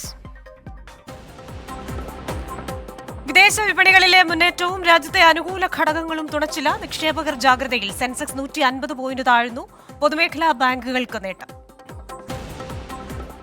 പലിശ നിരക്കിൽ RBI തൽസ്ഥിതി തുടർന്നേക്കുമെന്ന് ബാങ്കുകൾ. നിരക്കുമാറ്റം ഉണ്ടായേക്കില്ലെന്ന് പ്രമുഖ ബാങ്കേഴ്സ്. വിലക്കയറ്റവും ഫെഡറൽ റിസർവ് പലിശ നിരക്കും നിരീക്ഷിച്ച ശേഷം തീരുമാനമുണ്ടായേക്കും. ആൻഡ്രോയിഡ് ഉപകരണങ്ങൾക്കായി ഗൂഗിൾ മാപ്പിൽ പുതിയ സൗകര്യങ്ങൾ. കാലാവസ്ഥയും വായു ഗുണനിലവാരവും ലഭ്യമാക്കും. കാലാവസ്ഥാ അവലോകനമടക്കമുള്ള കാലാവസ്ഥാ ബോക്സ് തെരഞ്ഞെടുത്ത ഉപകരണങ്ങളിൽ ലഭ്യമാക്കുമെന്ന് Google maps. Generative AI സേവനങ്ങൾക്കുള്ള AI സവിശേഷതകൾ പരീക്ഷണ ഘട്ടത്തിലെന്നും കമ്പനി. ആഗോള ഊർജ്ജ ആവശ്യങ്ങൾ നിറവേറ്റുന്നതിനായി 2045ഓടെ $14 ലക്ഷം കോടി നിക്ഷേപം വേണ്ടിവരുമെന്ന് ഒപെക്. 2045ഓടെ ആഗോള ഊർജ്ജ ആവശ്യത്തിൽ 23% വർധന പ്രതീക്ഷിക്കുന്നുവെന്ന് എണ്ണ ഉൽപ്പാദക രാജ്യങ്ങളുടെ സെക്രട്ടറി ജനറൽ ഹൈതം അൽ ഗൈസ്. രാജ്യാന്തര ഊർജ്ജ ആവശ്യം പ്രധാന സ്രോതസ്സായി തുടരുമെന്നും ഗൈസ്. വർഷാവസാനത്തോടെ ഇന്ത്യയുമായി സ്വതന്ത്ര വ്യാപാര കരാർ സാധ്യമാകുമെന്ന് ശ്രീലങ്കൻ വിദേശകാര്യമന്ത്രി അലി സാബ്രി. തകർന്ന സമ്പദ് വ്യവസ്ഥയെ പുനരുജ്ജീവിപ്പിക്കാൻ പുതിയ വിപണികൾ കണ്ടെത്തുന്നത് സഹായിക്കുമെന്ന് വിലയിരുത്തൽ. സമാനമായ കരാറുകൾ ഇന്തോനേഷ്യ, മലേഷ്യ, വിയറ്റ്നാം, ചൈന എന്നീ രാജ്യങ്ങളുമായും ഉണ്ടാക്കുമെന്ന് സാബ്രി. ഓഹരി വിപണിയിൽ നിന്ന് സമ്മിശ്ര വാർത്തകളാണ് വരുന്നത്. നൈക്കയുടെ 3ാം പാദ ഫലങ്ങൾ വന്നതിനെ തുടർന്ന് നൈക്കയുടെ ഓഹരി വില 6% കൂടി. വിറ്റുവരവിൽ 22%, മറ്റാദായത്തിൽ 106% വർധനയാണ് ഈ സൗന്ദര്യവർദ്ധക വസ്തുക്കളുടെ കമ്പനിയായ നൈക്ക നേടിയിരിക്കുന്നത്. രൂപ നേരിയ നേട്ടത്തിലാണ് ഇന്ന് വ്യാപാരം ആരംഭിച്ചത്. അതേപോലെ തന്നെ പേടിഎം പേയ്മെന്റ് ബാങ്കിന് ഒരു കഷ്ടകാലമെന്ന് പറയേണ്ടി വരും. ഒരു ഇളവും നൽകാൻ RBI തയ്യാറാകുന്നില്ല. ധനമന്ത്രിയെ കണ്ടിരുന്നു. ധനമന്ത്രിയെ കണ്ടപ്പോൾ റിസർവ് ബാങ്കുമായി ചർച്ച നടത്താൻ പറഞ്ഞു. എന്നാൽ RBI ഒരു ഇളവിനും തയ്യാറാകുന്നില്ല. അതേപോലെ തന്നെ മറ്റു ബാങ്കുകളിലേക്ക് അക്കൗണ്ടുകൾ മാറ്റാനും സാധ്യതയില്ല. അതുകൊണ്ട് തന്നെ പേടിഎം ഒരു പേയ്മെന്റ് സർവീസ് എന്ന് പറയുന്ന മേഖലയിൽ നിന്ന് ചിലപ്പോൾ പിന്മാറേണ്ടി വരും എന്ന സൂചനകളാണ് ലഭിക്കുന്നത്. വിപണികളിലേക്ക് വന്നു കഴിഞ്ഞാൽ വിപണികൾ രാവിലെ ഒരു പോസിറ്റീവ് നോട്ടിലായിരുന്നു തുടങ്ങിയത് എങ്കിൽ പോലും ഇപ്പോൾ വളരെ നേരിയ ഒരു നഷ്ടത്തിലാണ് ദേശീയ ഓഹരി വിപണി വ്യാപാരം നടത്തുന്നത്. 6 പോയിന്റ് നഷ്ടത്തിൽ 21,923 എന്ന നിലവാരത്തിലാണ് വ്യാപാരം. അതേസമയം ഇന്ന് പൊതുമേഖലാ ബാങ്ക് ഓഹരികളൊക്കെ ഒരു മെച്ചപ്പെട്ട നിലയിലായിരുന്നു. അതുതന്നെ നിഫ്റ്റി ബാങ്കിൽ നമുക്ക് റിഫ്ലക്ട് ചെയ്ത് കാണാം. 90 പോയിന്റ് ഉയർന്ന് 45,780 വ്യാപാരം നടക്കുന്നത്. ഇനി ബോംബെ സൂചികയിലേക്ക് വന്നു കഴിഞ്ഞാൽ ബോംബെ സൂചികയും 72,139 എന്ന നിലയിലാണ്. 45 പോയിന്റ് നഷ്ടത്തിലാണ് വ്യാപാരം നടക്കുന്നത്. ഇന്നത്തെ വിപണിയുടെ ഒരു ഇൻട്രാഡേ ട്രെൻഡ് അറിയാൻ വേണ്ടി ശ്രീ പോൾ തോമസ് നമ്മോടൊപ്പമുണ്ട്. DBFSന്റെ എക്സിക്യൂട്ടീവ് ഡയറക്ടറാണ്. ശ്രീ പോൾ തോമസ്, ഉച്ചയായപ്പോഴേക്കും രാവിലെ തിളങ്ങിയ ആ വിപണികൾ ഒരു നേരിയ നഷ്ടത്തിലേക്ക് മാറുന്നു. ഒരു ചാഞ്ചാട്ട സ്വഭാവമെന്ന് പറയേണ്ടി വരും. എന്താണ് കാരണം? മാർക്കറ്റ് ഇന്ന് ഗ്യാപ്പ് അപ്പിൽ ഓപ്പൺ ചെയ്തു. അതിനുശേഷം 22,053 വരെ ഉയർന്നിരുന്നു. അതിനുശേഷം നമ്മളൊരു പ്രോഫിറ്റ് ബുക്കിംഗ് മാർക്കറ്റിൽ കണ്ടു. എന്നിരുന്നാലും 21,850 ലെവൽ നല്ലൊരു സപ്പോർട്ടാണ് നിഫ്റ്റിയെ സംബന്ധിച്ചിട്ടുള്ളത്. ആ ലെവലിൽ സപ്പോർട്ട് എടുത്ത് തിരിച്ച് 21,900 മുകളിലേക്ക് കയറി ഏകദേശം ഫ്ലാറ്റായിട്ട് ഇന്നലെ ക്ലോസ് ചെയ്ത ഏകദേശം ആ ലെവലിലാണ് ഇപ്പോൾ മാർക്കറ്റ് നിൽക്കുന്നത്. മാർക്കറ്റിനെ സംബന്ധിച്ചോളം ഒരു പ്രധാനപ്പെട്ട കാര്യമാണ് നാളത്തെ റിസർവ് ബാങ്ക് ഓഫ് ഇന്ത്യയുടെ ക്രെഡിറ്റ് പോളിസി. അപ്പോൾ ഇന്ന് മാർക്കറ്റ് ഏകദേശം ഈ നിലവാരത്തിൽ തന്നെ ചെറിയ പോസിറ്റീവായിട്ടോ ഒക്കെ തന്നെ ക്ലോസ് ചെയ്യാനായിരിക്കും സാധ്യത. കാരണം നാളത്തെ ക്രെഡിറ്റ് പോളിസിയിൽ ആണ് മൊത്തത്തിൽ മാർക്കറ്റ് കണ്ണുനട്ടിരിക്കുന്നത്. അത് ക്രെഡിറ്റ് പോളിസിയുടെ ഔട്ട്കം വരുന്നതനുസരിച്ച് മാർക്കറ്റ് വീണ്ടും ഉയരുവാനോ അല്ലെങ്കിൽ ചെറിയ സെല്ലിങ്ങിലേക്ക് വരുവാനോ ഒക്കെ സാധ്യതയുണ്ട്. മാർക്കറ്റിൻ്റെ അണ്ടർടോൺ പോസിറ്റീവ് തന്നെയാണ്. ഇന്ന് ഉണ്ടായ ഇൻട്രാഡേ സെല്ലിംഗ് ഒക്കെ പ്രോഫിറ്റ് ബുക്കിങ്ങിൻ്റെ ഭാഗം മാത്രമായിട്ട് കണക്കാക്കേണ്ടതായിട്ടേ ഉള്ളൂ എന്ന് തോന്നുന്നു.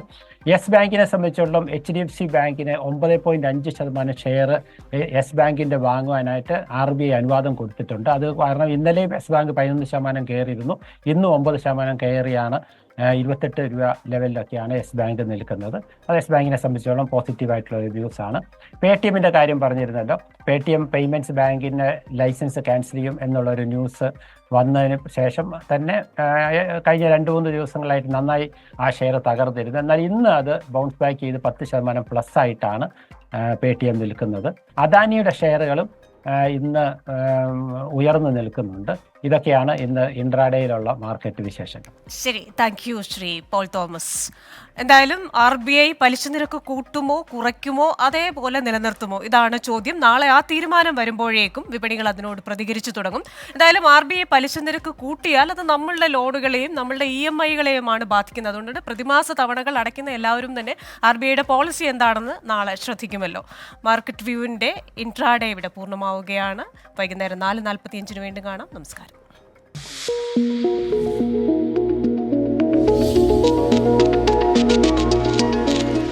വെൽക്കം ബാക്ക് പ്രിയപ്പെട്ട പ്രേക്ഷകരെ. സമയം 1:46:22 ആലി മണ്ണാർക്കാട് പറയുന്നുണ്ട്, ഹാഷ്മി വെളുത്തുള്ളി വില രാജധാനി പോലെ വായുകയെന്ന് പറയുന്നുണ്ട്. ഇന്നലെ നമ്മുടെ കമന്റ് ബോക്സ് അടക്കി ഭരിച്ചത് വെളുത്തുള്ളിയാണ്. ഇന്ന് അതിലേക്ക് പോകണ്ട, 10-400 രൂപയ്ക്ക് മുകളിലാണല്ലോ, കുറയട്ടെ അത്.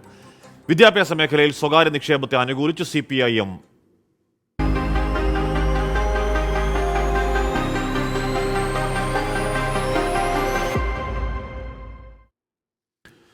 സംസ്ഥാന ബജറ്റിലെ വിദേശ സർവകലാശാല പ്രഖ്യാപനത്തിൽ ഉന്നത വിദ്യാഭ്യാസ വകുപ്പിന് അതൃപ്തി. മന്ത്രിയുമായോ ഉന്നത വിദ്യാഭ്യാസ വകുപ്പുമായോ ചർച്ച നടത്താതെയാണ് വിദേശ സർവകലാശാല പ്രഖ്യാപനവും അന്താരാഷ്ട്ര കോൺക്ലേവ് നടത്താനുള്ള തീരുമാനവും എടുത്തത്. വകുപ്പ് അറിഞ്ഞാണോ തീരുമാനം എന്നുള്ളത് മാധ്യമങ്ങളോട് വിശദീകരിക്കേണ്ടതില്ല എന്ന് മന്ത്രി ആർ ബിന്ദു പറഞ്ഞു. എന്നാൽ ഇതേക്കുറിച്ച് പ്രതികരിക്കാൻ ധനമന്ത്രി KN ബാലഗോപാലും തയ്യാറായില്ല. ബജറ്റിലെ സുപ്രധാനമായ 2 നിർദ്ദേശങ്ങളിലും ഉന്നത വിദ്യാഭ്യാസ വകുപ്പ് മന്ത്രിയുമായോ വകുപ്പുമായോ കൂടിയാലോചന നടത്തിയിട്ടില്ല. സുപ്രധാന നയമാറ്റമായതിനാൽ ചർച്ച വേണമെന്നാണ് വകുപ്പിന്റെ നിലപാട്. കോൺക്ലേവ് നടത്തുന്നതിന്റെ ചുമതല ഉന്നത വിദ്യാഭ്യാസ കൗൺസിൽ നൽകാനുള്ള തീരുമാനവും ചെയർപേഴ്സണായ മന്ത്രി അറിഞ്ഞില്ല. എന്നാൽ ഉന്നത വിദ്യാഭ്യാസ കൗൺസിൽ വൈസ് ചെയർമാനുമായി കൂടിയാലോചന നടത്തിയാണ് ബജറ്റ് പ്രഖ്യാപനമെന്നാണ് സൂചന. വൈസ് ചെയർമാനായ രാജൻ ഗുരുക്കളും ചെയർപേഴ്സണായ ഉന്നത വിദ്യാഭ്യാസ വകുപ്പ് മന്ത്രിയും തമ്മിൽ നേരത്തെ തന്നെ തർക്കം നിലനിന്നിരുന്നു. പ്രധാനപ്പെട്ട നയം പ്രഖ്യാപിക്കുമ്പോൾ വകുപ്പ് മന്ത്രിയുമായി ചർച്ച വേണമെന്നാണ് ഉന്നത വിദ്യാഭ്യാസ വകുപ്പിന്റെ നിലപാട്. നയപരമായ കാര്യങ്ങളെപ്പറ്റി മാധ്യമങ്ങളോട് പറയേണ്ടതില്ലെന്നായിരുന്നു മന്ത്രി ആർ ബിന്ദുവിന്റെ പ്രതികരണം. അത്തരത്തിലുള്ള കാര്യങ്ങൾക്കൊന്നും ഇപ്പം മറുപടി പറയേണ്ട ഒരു ബാധ്യത, നിങ്ങളോട് പറയേണ്ട ബാധ്യത എനിക്കുള്ളതായിട്ട് ഞാൻ കരുതുന്നില്ല. ധനകാര്യമന്ത്രി ബജറ്റാണ് അവതരിപ്പിച്ചിട്ടുള്ളത്. നയപരമായ കാര്യങ്ങളെ സംബന്ധിച്ച് ഇപ്പോൾ ഈ കാര്യത്തിൽ ഒരു വിശദീകരണം നടത്താൻ ഞാൻ താല്പര്യപ്പെടുന്നില്ല. ഡൽഹിയിലെത്തിയ മന്ത്രി KN ബാലഗോപാലും ഈ വിഷയത്തിൽ പ്രതികരിച്ചില്ല. കേന്ദ്രത്തിനെതിരെ സമരത്തിനെത്തിയതാണെന്ന് പറഞ്ഞ് മന്ത്രി ഒഴിഞ്ഞുമാറി. അതുപോലുള്ള കാര്യങ്ങളൊക്കെ പിന്നെ സംസാരിക്കാം. ഇപ്പൊ സമരത്തെ പറ്റിയല്ലോ, സമരത്തിന്റെ നിയമസഭയിൽ ആ ചർച്ച നടക്കാൻ പോയി. വിദേശ സർവകലാശാലകൾ തുടങ്ങാനുള്ള തീരുമാനത്തിനെതിരെ SFIയും ASFും പ്രതിഷേധവുമായി രംഗത്ത് വന്നിരുന്നു. 24 തിരുവനന്തപുരം. വിദ്യാഭ്യാസ മേഖലയിൽ സ്വകാര്യ നിക്ഷേപമാകാം എന്ന് CPIM സംസ്ഥാന സെക്രട്ടറി MV ഗോവിന്ദൻ. എല്ലാ പൊതുമേഖലയിലാകണമെന്ന് നിർബന്ധം പിടിക്കേണ്ടതില്ല. സ്വകാര്യ മൂലധനം ഉപയോഗിച്ച് കേരളത്തെ വളർത്തണം. പൊതുമൂലധനം സ്വകാര്യ മേഖലയ്ക്ക് കൈമാറുന്നതിനെയാണ് CPIM എതിർത്തതെന്നും MV ഗോവിന്ദൻ പറഞ്ഞു. വിദേശ സർവകലാശാലയുമായി ബന്ധപ്പെട്ട ബജറ്റ് പ്രഖ്യാപനത്തെക്കുറിച്ച് ഉന്നത വിദ്യാഭ്യാസ മന്ത്രി അറിഞ്ഞില്ലെങ്കിൽ അവരോട് ചോദിക്കണമെന്നും CPIM സംസ്ഥാന സെക്രട്ടറി പ്രതികരിച്ചു. സ്വകാര്യ മേഖലയിൽ ഇപ്പോഴും തന്നെ കേരളത്തിൽ സ്വകാര്യ നിക്ഷേപമുണ്ട്. സ്വകാര്യ വിദ്യാഭ്യാസ മേഖലയിൽ ഇപ്പോഴും തന്നെ നിരവധി കോളേജുകൾ, അതുപോലെ തന്നെ സ്വാശ്രയ കോളേജുകൾ, എയ്ഡഡ് സ്കൂളുകൾ ഉൾപ്പെടെയുള്ളതിലെല്ലാം നല്ലതുപോലെ സ്വകാര്യ മൂലധനം നിക്ഷേപിച്ചിട്ടുണ്ട്. വിദ്യാഭ്യാസ മേഖലയിൽ സ്വകാര്യവൽക്കരണം എന്ന് പറയുന്നത് ഇപ്പോഴുള്ളതല്ലാന്ന് ഞാൻ പറഞ്ഞില്ലേ. മൂലധന നിക്ഷേപം വളരെ വർഷങ്ങൾക്ക് മുമ്പ് തന്നെ ഈ കേരളത്തിൽ അതിൻ്റെ ആദ്യകാലം മുതലേ ഉണ്ട്. സാമൂഹ്യ പശ്ചാത്തലത്തിൽ നിന്നുകൊണ്ട് സാമൂഹ്യ നിയന്ത്രണത്തെ അടിസ്ഥാനപ്പെടുത്തി നമുക്ക് എങ്ങനെ വിദ്യാഭ്യാസ മേഖലയിൽ സ്വകാര്യ മൂലധനത്തെ ഉപയോഗിക്കാവുന്നത് തന്നെയാണ് കാണുന്നത്. അത് തന്നെയാണ് ഉദ്ദേശം.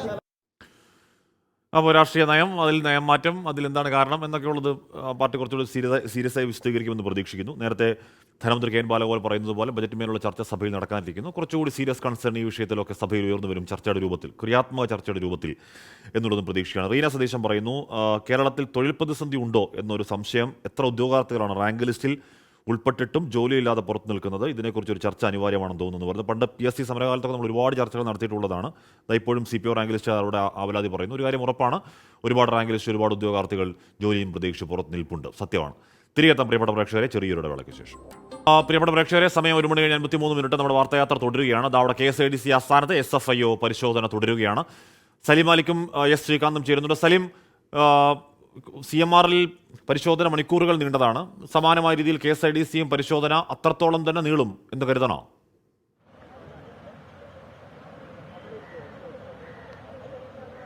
ഹാഷ്മി, നമുക്ക് അങ്ങനെ തന്നെയാണ് മനസ്സിലാക്കാൻ സാധിക്കുന്നത്.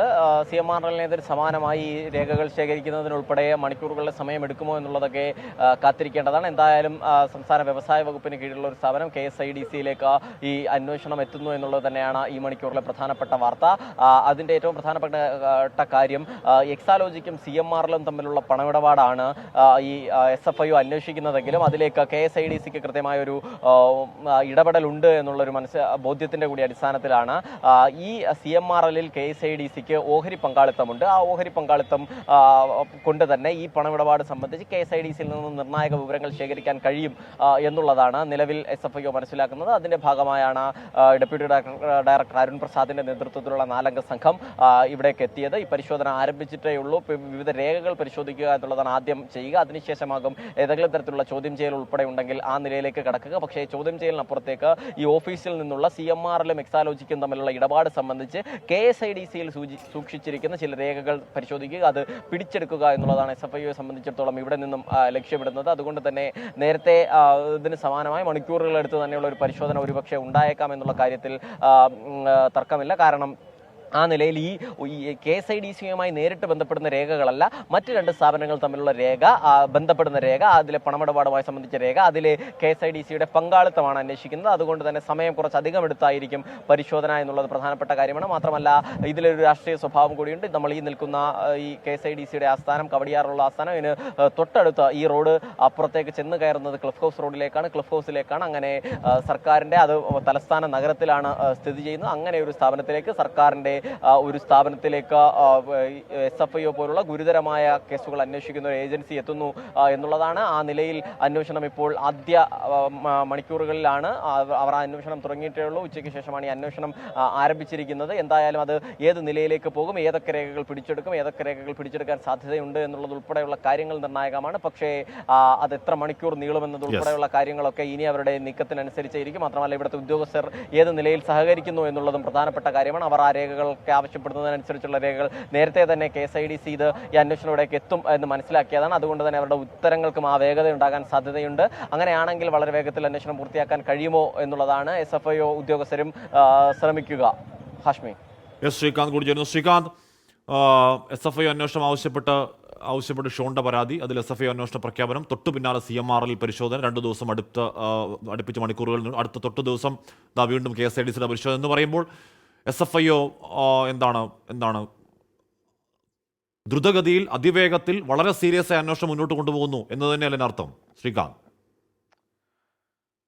ഈ ഘട്ടത്തിൽ അങ്ങനെ വേണം അനുമാനിക്കേണ്ടത്. കാരണം ഇന്നത്തെ പരിശോധന 2 ഇടങ്ങളിലായാണ് ഒരേ സമയം നടക്കുന്നത്. ഒന്ന്, KSIDCയിൽ 4 ഉദ്യോഗസ്ഥരുടെ നേതൃത്വത്തിൽ പരിശോധന നടക്കുന്നു. അതിന് നേതൃത്വം നൽകുന്നത് ഡെപ്യൂട്ടി ഡയറക്ടർ അരുൺ പ്രസാദ് ആണ്.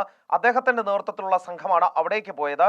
മൊത്തം 6-അംഗ സംഘമാണ് കേരളത്തിലേക്ക് പരിശോധനയ്ക്കായി വന്നത്. അതിൽ 2 പേർ കൊച്ചിയിൽ CMRL ആസ്ഥാനത്ത് തുടരുന്നുണ്ട്. അവർ പിടിച്ചെടുത്ത രേഖകൾ പരിശോധിക്കുന്ന നടപടിയിലേക്ക് കടക്കുകയാണ്. ഏതെങ്കിലും തരത്തിൽ കൊച്ചിയിൽ CMRL ഓഫീസിൽ നിന്നും മറ്റ് രേഖകളോ കാര്യങ്ങളോ കിട്ടേണ്ടതുണ്ടെങ്കിൽ KSIDCയിൽ നിന്നും ഇവിടേക്ക് വിളിച്ച് അത് എടുക്കുന്നതിനും അതുമായി മുന്നോട്ട് പോകുന്നതിനുമാണ് 2 പേർ ഇവിടെ തുടരുന്നത്. ഇപ്പോൾ നിലവിൽ മൊത്തം 6-അംഗ സംഘം എത്തിയതിൽ ഇപ്പോഴാണ് ഈ 3-ാം ദിവസമാണ് അവർ ഇവിടേക്ക് KSIDCയിലേക്ക് പോകാൻ തീരുമാനിച്ചത്. നിലവിൽ ആദായ നികുതി വകുപ്പിൽ നിന്നടക്കം കഴിഞ്ഞ ദിവസങ്ങളിൽ ലഭിച്ച രേഖകൾ വളരെ വിലപ്പെട്ട വിവരങ്ങൾ നൽകുന്നതാണ് എന്നാണ് മനസ്സിലാക്കാൻ സാധിക്കുന്നത്.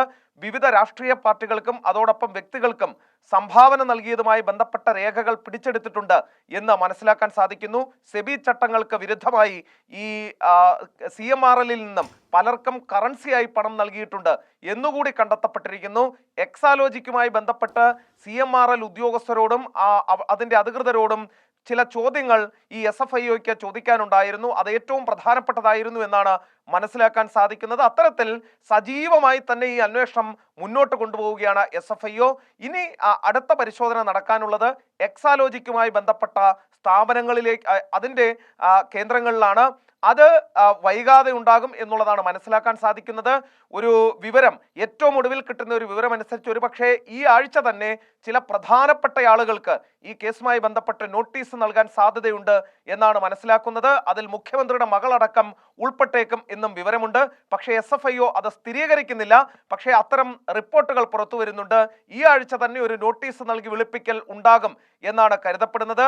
SFIOയ്ക്ക് നിലവിൽ കേരളത്തിൽ യൂണിറ്റ് ഇല്ല. അതാണ് ഒരു പ്രശ്നം. ROC ആണ്, കൊച്ചിയിലെ ROC ആണ് വേണമെങ്കിൽ അവരുടെ ഓഫീസ് എന്ന നിലയിൽ പറയാൻ സാധിക്കുന്നത്. ഇവിടെ വന്ന് ഹോട്ടലെടുത്താണ് അവർ താമസിച്ച് ഈ പരിശോധനകളെല്ലാം നടത്തിക്കൊണ്ടിരിക്കുന്നത്. നിലവിൽ മറ്റൊരു ഏജൻസികളും SFIOയ്ക്ക് ഒപ്പമില്ല. അവർ തനിച്ച് മാത്രമാണ്, ഈ 6 അംഗ സംഘമാണ് പരിശോധനയുമായി മുന്നോട്ട് പോകുന്നത്. നേരത്തെ ഈ ഇന്ററിം സെറ്റിൽമെന്റ് ബോർഡിന്റെ രേഖകൾ ED ശേഖരിച്ചു വെച്ചിട്ടുണ്ട്. പക്ഷേ ഒരു പ്രിഡിക്കേറ്റീവ് ഒഫൻസ് ഇല്ലാതെ EDക്ക് നേരിട്ട് കയറി ഈ കേസ് ഏറ്റെടുക്കുന്നതിനോ അന്വേഷിക്കുന്നതിനോ സാധിക്കില്ല. അതിനാൽ SFIO ശേഖരിക്കുന്ന വിവരങ്ങൾ പ്രകാരം അവരൊരു കേസ് രജിസ്റ്റർ ചെയ്താൽ തൊട്ട് പിന്നാലെ ED ഇറങ്ങും എന്ന കാര്യത്തിൽ ഒരു സംശയവും വേണ്ട. SFIO ഇത്ര വേഗത്തിൽ നീങ്ങുന്നതിന് കാരണവും അങ്ങനെ തന്നെയാണ്. ഇനി ഇലക്ഷനുമായൊക്കെ വേണമെങ്കിൽ CPIMന് ഇതിനെ ബന്ധിപ്പിക്കാവുന്നതാണ്. പക്ഷേ SFIOയെ സംബന്ധിച്ച് അവരവരുടെ അന്വേഷണവുമായി മുന്നോട്ട് പോകുന്നുണ്ട്. ഈ CMRLലും ആദായ നികുതി വകുപ്പിന്റെ ആയാഗർ ഭവനിലും പരിശോധന പൂർത്തിയാക്കിയ ശേഷമാണ് KICDCയിൽ എത്തിയേക്കുന്നത്. ഇനി അവശേഷിക്കുന്ന സ്ഥാപനം എക്സാലോജിക്കും അതുമായി ബന്ധപ്പെട്ട ആളുകളും അവരുടെ കേന്ദ്രങ്ങളുമാണ്. അതിലേക്ക് നാളെയോ മറ്റന്നാളോ ഈ SFIOയുടെ നേതൃത്വത്തിൽ അരുൺ പ്രസാദിന്റെ നേതൃത്വത്തിലുള്ള സംഘം എത്തും എന്ന് പ്രതീക്ഷിക്കാം. ഗിരീഷ്, KSIDCയുടെ പ്രതികരണം കാര്യമായി വന്നിട്ടില്ല എന്ന് പറയുമ്പോൾ പോലും ഹൈക്കോടതിയിൽ കേസ് എത്തിയപ്പോൾ ചില്ലറക്കാരൻ വക്കീലിനെ അല്ല KSIDC വാങ്ങിയത് അല്ലെങ്കിൽ വെച്ചത്. ഓൺലൈനായി ഹാജരാകുന്ന വക്കീലിന് ഒരു സിറ്റിംഗിൽ 25 ലക്ഷം എന്നൊക്കെയാണ് കേൾക്കുന്നത്. മാത്രമല്ല അത്തരത്തിൽ വലിയ വില കൂടിയ വക്കീലാണ് CS വൈദ്യനാഥൻ. അപ്പോൾ KSIDCയിലേക്ക് സർക്കാർ പങ്കാളിത്തമുള്ള സ്ഥാപനത്തിലേക്ക് SFIO പോലൊരു ഏജൻസി പരിശോധന നടത്തുമ്പോൾ വകുപ്പിൽ നിന്നോ KSIDCയിൽ നിന്നോ ഒരു പ്രതികരണം പ്രതീക്ഷിക്കണോ ഗിരീഷ്? ഹാഷ്മി, ഇതുമായി ബന്ധപ്പെട്ട് KSIDCയോ വ്യവസായ വകുപ്പോ ഇതുവരെ പ്രതികരിച്ചിട്ടില്ല എന്നുള്ളത് തന്നെയാണ് യഥാർത്ഥം. ഇതിൽ നേരത്തെ വ്യവസായ മന്ത്രി P. രാജീവ് പറഞ്ഞ ഇത്തരത്തിലൊരു ഇടപാട് ഉണ്ടോ എന്ന കാര്യം തനിക്കറിയില്ല. CMRL KSIDCയുടെ പങ്കാളിത്തം, അതോടൊപ്പം തന്നെ ഇതിൻ്റെ ബോർഡിലുള്ള KSIDCയുടെ പ്രതിനിധികൾ, ഇവരെ സംബന്ധിച്ച് തനിക്കറിയില്ല എന്നുള്ളതാണ് നേരത്തെ വ്യവസായ മന്ത്രി പ്രതികരിച്ചത്. സ്വാഭാവികമായും KSIDC വ്യവസായ വകുപ്പിനെ സംബന്ധിച്ചിടത്തോളം ഏറ്റവും പ്രധാനപ്പെട്ട ഒരു സ്ഥാപനമാണ്. ഈ സ്ഥാപനത്തിൽ ഒരു റെയ്ഡ് നടക്കുമ്പോൾ, പ്രത്യേകിച്ച് ഇത്രയും രാഷ്ട്രീയ പ്രാധാന്യമുള്ള ഒരു വിഷയത്തിൽ ഒരു പരിശോധന നടക്കുമ്പോൾ സ്വാഭാവികമായും വ്യവസായ വകുപ്പിന്റെ പ്രതികരണം ഉണ്ടാവും. വ്യവസായ വകുപ്പ് മന്ത്രി തന്നെ ഇക്കാര്യത്തിൽ ഉള്ള പ്രതികരണം അദ്ദേഹത്തിന്റെ ഭാഗത്തു നിന്നുണ്ടാകും എന്ന പ്രതീക്ഷ തന്നെയാണുള്ളത്. ഏതായാലും സർക്കാർ നേരത്തെ തന്നെ ഇക്കാര്യത്തിൽ തങ്ങളുടെ നിലപാട് വ്യക്തമാക്കിയിരുന്നു. ഈ നിലപാട് വ്യക്തമാക്കിയത് രാഷ്ട്രീയമായിട്ടുള്ള നിലപാട് തന്നെയാണ് അക്കാര്യത്തിൽ വ്യക്തമാക്കിയിരുന്നത്. ഇത് സർക്കാരിനെയും മുഖ്യമന്ത്രിയെയും പ്രതിച്ഛായയ്ക്ക് കളങ്കം വരുത്താനുള്ള ഒരു അന്വേഷണം എന്ന തരത്തിൽ തന്നെയാണ് നേരത്തെ രാഷ്ട്രീയമായ പ്രതികരണങ്ങൾ CPIMന്റെ ഭാഗത്തു നിന്നും അതോടൊപ്പം തന്നെ ചില ഇടതുമുന്നണി നേതാക്കളുടെ ഭാഗത്തു നിന്നുമൊക്കെ ഉണ്ടായത്. ഏതായാലും ഇന്നും ആ ഒരു നിലപാടിൽ തന്നെയാണ് CPIM എന്ന് കരുതേണ്ടിയിരിക്കുന്നു. കാരണം നാളെ വലിയൊരു സമരം ഡൽഹിയിൽ നടക്കാനിരിക്കെ, സംസ്ഥാനത്തിൻ്റെ ആവശ്യങ്ങൾ ചൂണ്ടിക്കാട്ടിയുള്ള ഒരു വലിയ സമരം നടക്കാനിരിക്കെ അതിൻ്റെ പ്രതിച്ഛായയും അതോടൊപ്പം തന്നെ ആ സമരത്തിൻ്റെ ഗ്ലാമറുമൊക്കെ കുറയ്ക്കുന്നതിന് വേണ്ടിയിട്ടുള്ള ഒരു നീക്കം ഇപ്പോൾ രാഷ്ട്രീയമായി BJPയുടെ ഭാഗത്തുനിന്നുണ്ടാകുന്നു. അതിൻ്റെ ഭാഗമായിട്ടാണ് ധൃതി പിടിച്ച് KSIDCയിലേക്ക് ഇത്തരത്തിൽ ഒരു പരിശോധനയ്ക്ക് കേന്ദ്രത്തിൻ്റെ കോർപ്പറേറ്റ് കാര്യ മന്ത്രാലയത്തിൽ നിന്നുള്ള ഒരു ടീം എത്തിയത് എന്ന് തന്നെയാണ് രാഷ്ട്രീയമായിട്ടുള്ള ഒരു നിലപാട് ഇപ്പോൾ CPIM എടുത്തിരിക്കുന്നത്. ഹാഷ്മി, ഗിരീഷും ശ്രീകാന്തും സലിം മാലിക്കുമാണ് ആ പരിശോധന ഏറ്റവും പുതിയ വിവരങ്ങൾ നൽകിയത്. ആ പറഞ്ഞുള്ള ഉറപ്പായും അതിൽ അങ്ങനെ ഒരു പൊളിറ്റിക്കൽ ആംഗിൾ CPIM ഉന്നയിക്കുന്നുണ്ട്. എന്ന് പറഞ്ഞാൽ നാളെ എന്താണ് പല പ്രതിപക്ഷ കക്ഷികളെയും കൂട്ടിക്കൊണ്ട് ഒരു കേന്ദ്രവിരുദ്ധ സമരം സംസ്ഥാന സർക്കാർ നേതൃത്വത്തിൽ ഡൽഹിയിൽ നടക്കുന്നു. ആ സമയത്ത് തന്നെ ഒരു കേന്ദ്ര ഏജൻസി ഇവിടെ വന്ന അന്വേഷണം കൂടുതൽ സജീവമാക്കുന്നു. പക്ഷേ KSIDCയിലേക്ക്, എക്സാലോജിക്കിലേക്ക് അങ്ങനെ അടിവച്ച് വളരെ പെട്ടെന്ന് തന്നെ SFIO എന്ന് പറഞ്ഞ അന്വേഷണ ഏജൻസി മാസപ്പടി വിഭാഗത്തിൽ അന്വേഷണം തുടരുകയുമാണ്. അത് ഏത് എക്സ്റ്റൻറ്റിലെത്തും എന്നത് നമുക്ക് കാത്തിരുന്ന് കാണാം. എത്ര നാൾ വരെയെന്നും. CBI അന്വേഷിക്കണമെന്ന ആവശ്യത്തിൽ ഉറച്ച് വന്ദനയുടെ കുടുംബം.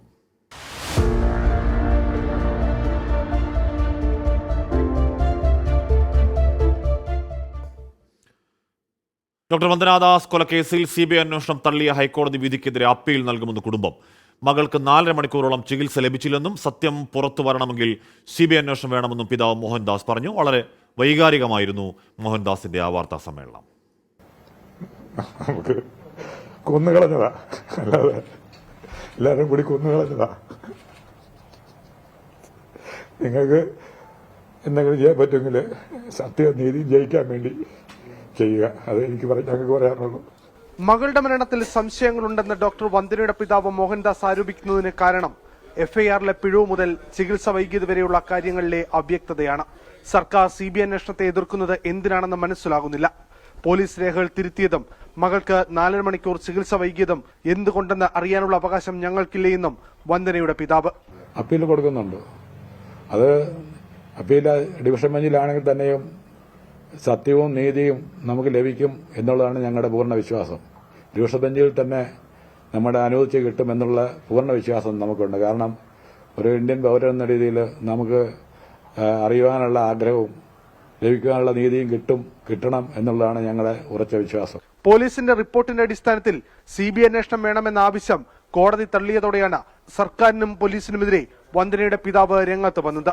സിംഗിൾ ബെഞ്ച് വിധിക്കെതിരെ ഡിവിഷൻ ബെഞ്ചിനെ സമീപിക്കുമെന്നും പിതാവ് മോഹൻദാസ് പറഞ്ഞു. മകളുടെ മരണത്തിന് പിന്നിൽ IMA നേതാക്കൾക്ക് പങ്കുണ്ടോ എന്ന് സംശയമുണ്ടെന്നും പിതാവ് ആരോപിച്ചു.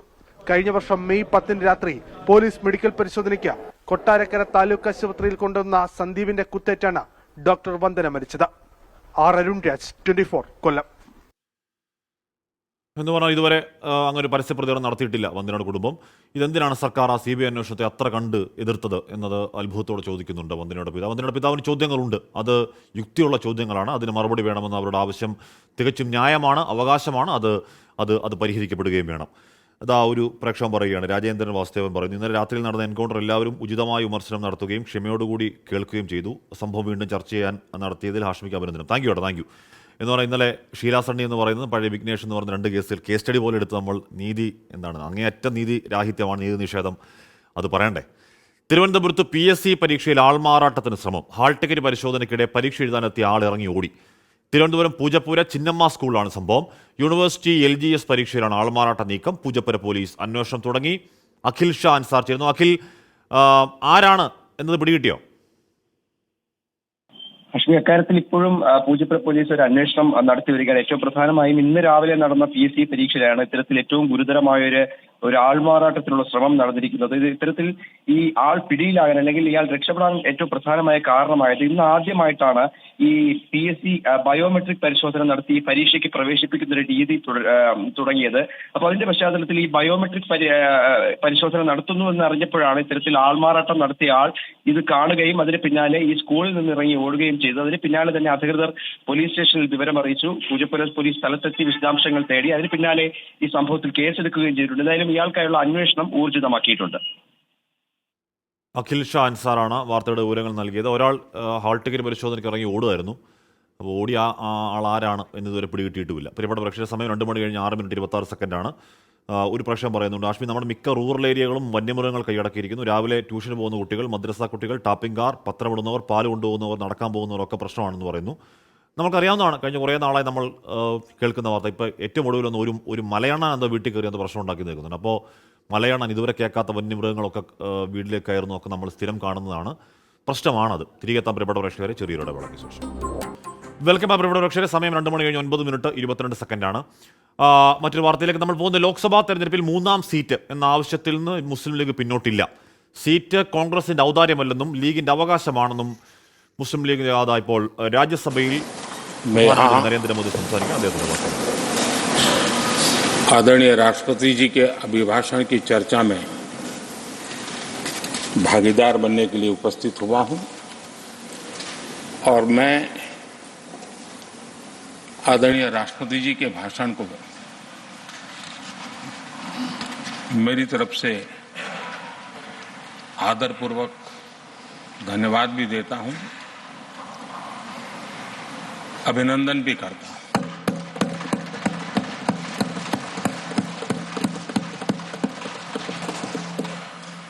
आदरणीय सभापति जी,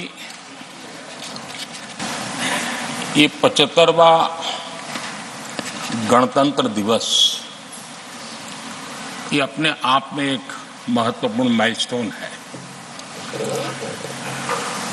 और उस समय संविधान की यात्रा के इस महत्वपूर्ण पड़ाव पर राष्ट्रपति जी का भाषण उसका एक ऐतिहासिक महत्व भी रहता है और उन्होंने अपने भाषण में भारत के आत्मविश्वास की बात कही है,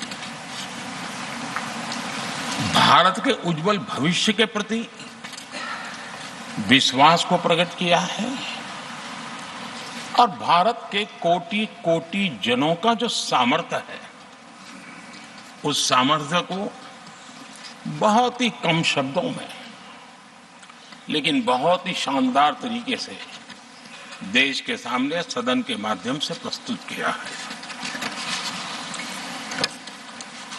मैं राष्ट्रपति जी के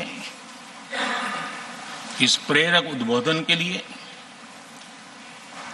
और राष्ट्र को दिशा निर्देश के लिए और एक प्रकार से विकसित भारत के संकल्प को सामर्थ्य देने के लिए हृदय से बहुत बहुत आभार व्यक्त करता हूं।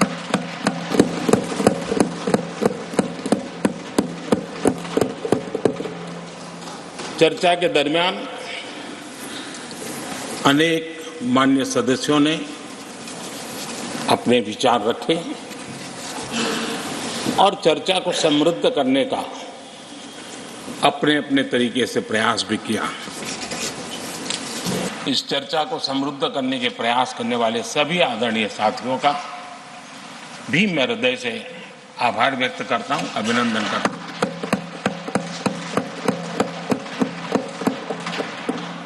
कुछ साथियों के लिए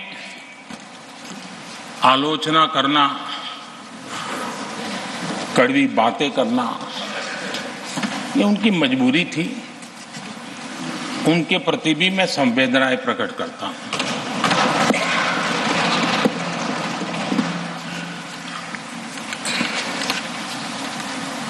मैं उस दिन तो कह नहीं पाया लेकिन मैं खड़गे जी का विशेष आभार प्रकट करता हूं।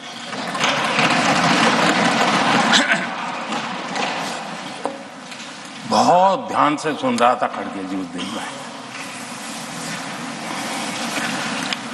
और ऐसा आनंद आया, ऐसा बहुत कम मिलता है। लोकसभा में तो कभी कभी मिल जाता है लेकिन आजकल वो दूसरी ड्यूटी पर है तो मनोरंजन कम मिलता है। लेकिन लोकसभा में मनोरंजन जो कमी हमें खल रही है उस दिन आपने पूरी कर दी।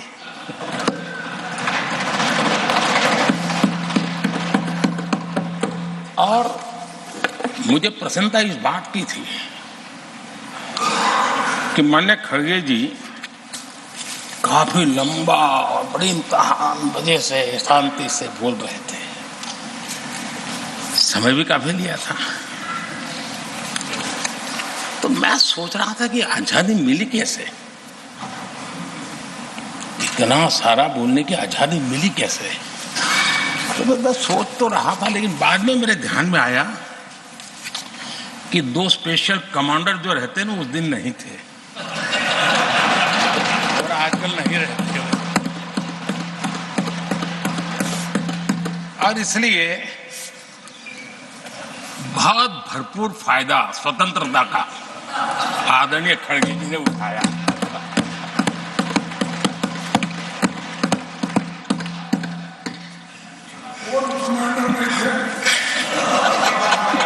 और मुझे लगता है कि उस दिन खरगे जी ने सिनेमा का एक गाना सुना होगा, ऐसा मौका फिर कहाँ मिलेगा।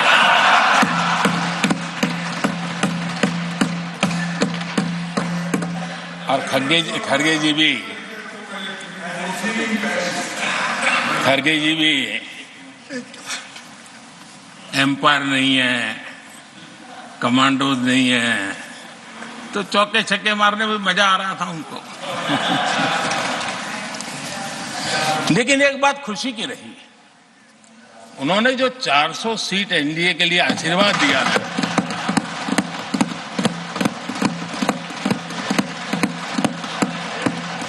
और मैं खरगे जी के इन आशीर्वाद को, आपके आशीर्वाद मेरे सर आंखों पर, अब आपको आशीर्वाद वापिस लेना तो ले सकते हैं, क्योंकि एक कमांडो तो आ गए हैं।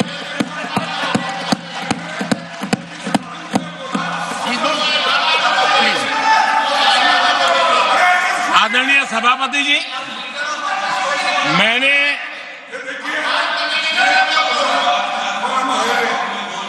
आदरणीय सभापति जी,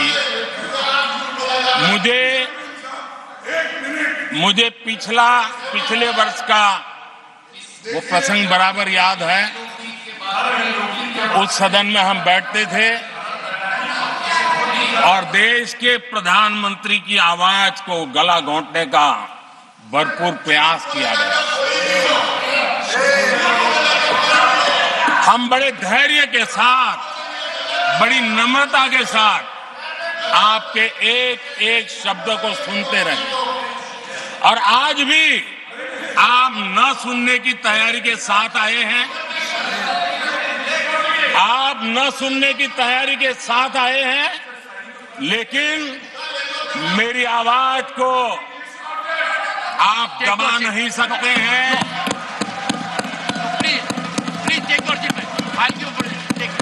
देश की जनता ने इस आवाज को ताकत दी हुई है। देश की जनता के आशीर्वाद से आवाज निकल रही है, और इसलिए आपने पिछली बार, मैं भी इस बार पूरी तैयारी के साथ आया हूं। मैंने सोचा था कि उस वक्त कि शायद आप जैसे व्यक्ति सदन में आए हैं तो मर्यादाओं का पालन करेंगे, लेकिन 1.5-2 घंटे तक क्या जुल्म किया था आप लोगों ने मुझ पर, और उसके बाद भी मैंने एक भी शब्दों की मर्यादाएं तोड़ी नहीं। आदरणीय सभापति जी, मैंने भी एक प्रार्थना की है, और प्रार्थना तो कर सकते हैं, और मैं तो करता रहता हूं। पश्चिम बंगाल से आपको जो चैलेंज आई है,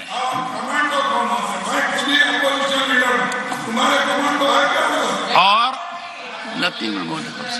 पश्चिम बंगाल से चैलेंज आई है कि कांग्रेस 440 पार नहीं कर पाएगी, 40 पार नहीं कर पाएगी। मैं प्रार्थना करता हूं कि आप 40 बचा पाए।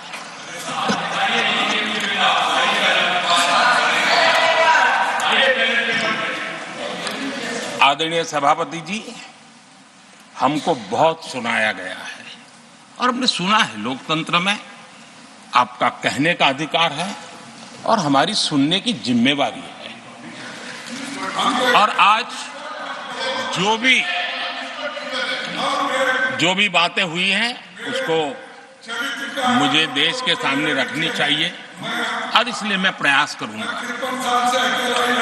आदरणीय सभापति जी, ये जब सुनता हूं, उधर भी सुना, इधर भी सुना, मेरा विश्वास पक्का हो गया है कि ये पार्टी सोच से भी आउटडेटेड हो गई है।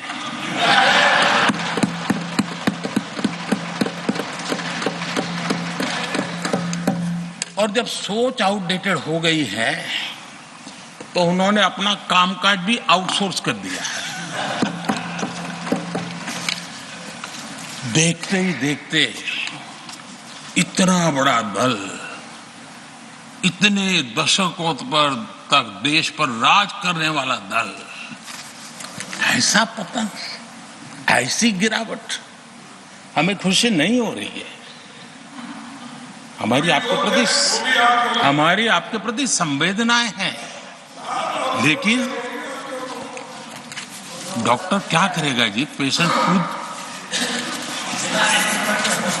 आगे क्या बोलूं?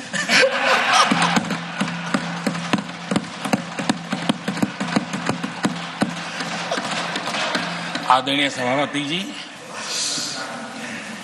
ये बात सही है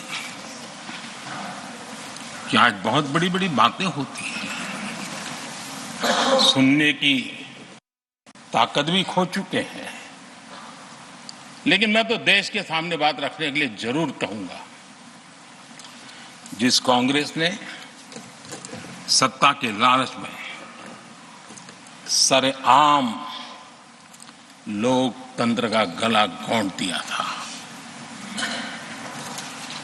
जिस कांग्रेस ने दर्जनों बार लोकतांत्रिक तरीके से चुन करके आई सरकारों को रातों रात भंग कर दी थी, बर्खास्त कर दी, जिस कांग्रेस ने देश की संविधान लोकतंत्र की मर्यादाओं को जेल के सलाखों के पीछे बंद कर दिया था, जिस कांग्रेस ने अखबारों पर ताले लगाने तक की कोशिश की, आवाज, जो कांग्रेस देश को तोड़ने के नैरेटिव घड़ना का नया शौक उनको पैदा हुआ, इतना तोड़ा कम नहीं है, अब उत्तर दक्षिण को तोड़ने के लिए बयान दिए जा रहे हैं।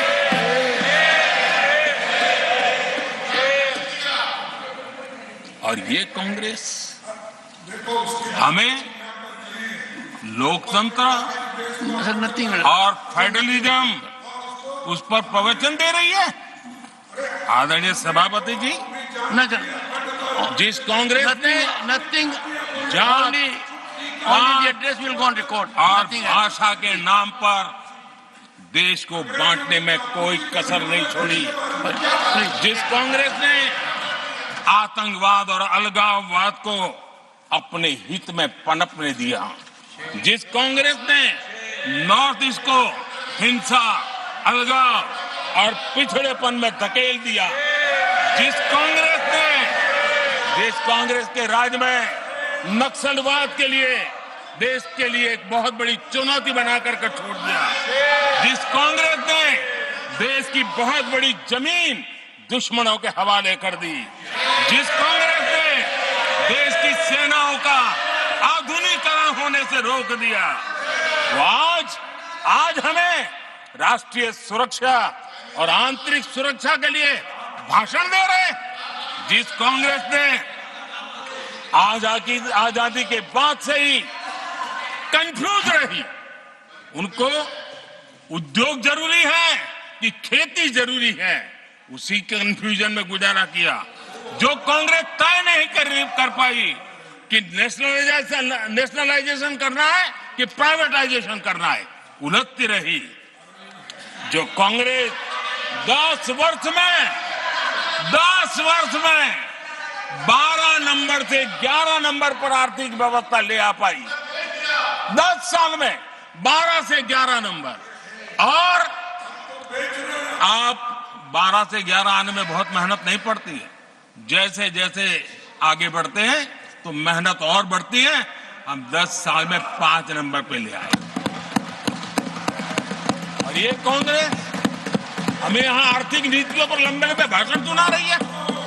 आदरणीय सभापति जी, जिस कांग्रेस ने ओबीसी को पूरी तरह आरक्षण नहीं दिया, जिसने सामान्य वर्ग के गरीबों को कभी आरक्षण नहीं दिया, जिसने बाबा साहब के बजाय बाबा साहब को भारत रत्न देने योग्य नहीं माना, अपने ही परिवार को भारत रत्न देते रहे, जिस कांग्रेस ने देश की गली सड़कों चौक चौराहे पर अपने ही परिवार के नाम के पाठ जड़ दिए हैं, वो हमें उपदेश दे रहे हैं, वो हमें सामाजिक न्याय ये पाठ पढ़ा रहे हैं।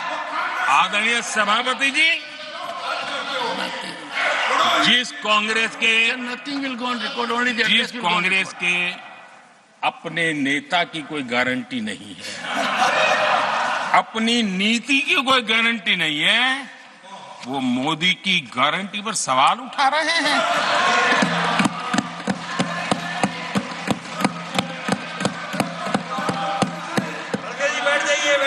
आदरणीय सभापति जी, आदरणीय सभापति जी, यहाँ एक शिकायत थी,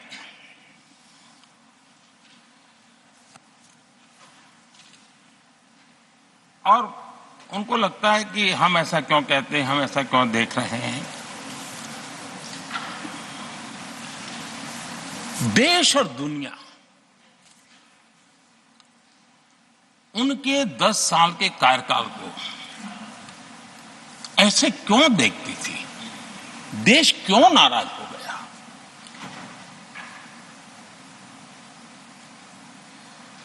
इतना गुस्सा देश को क्यों आया।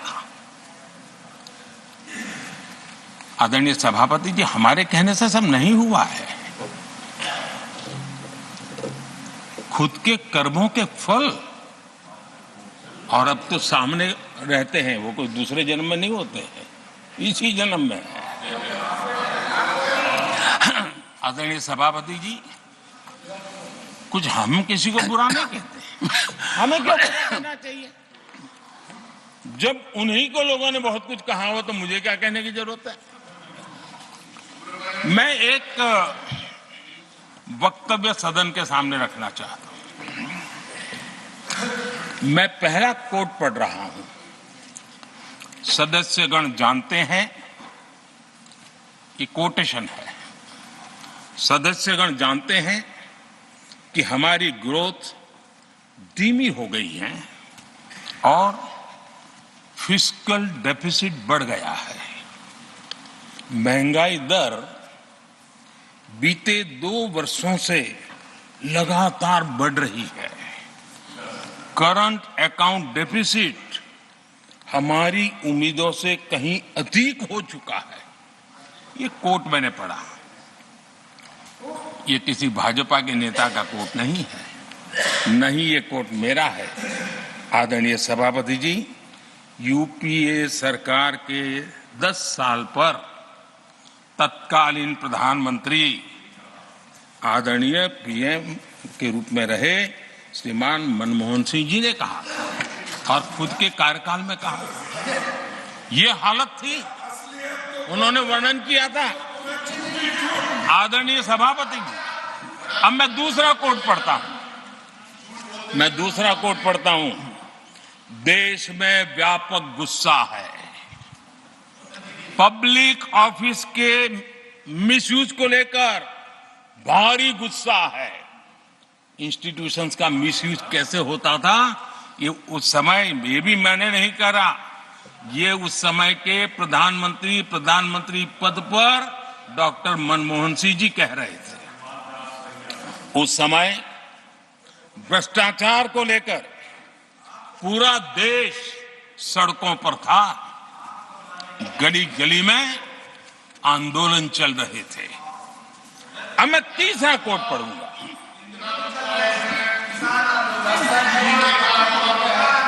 एक संशोधन की कुछ पंक्तियां हैं, इसको भी आप सुनिए।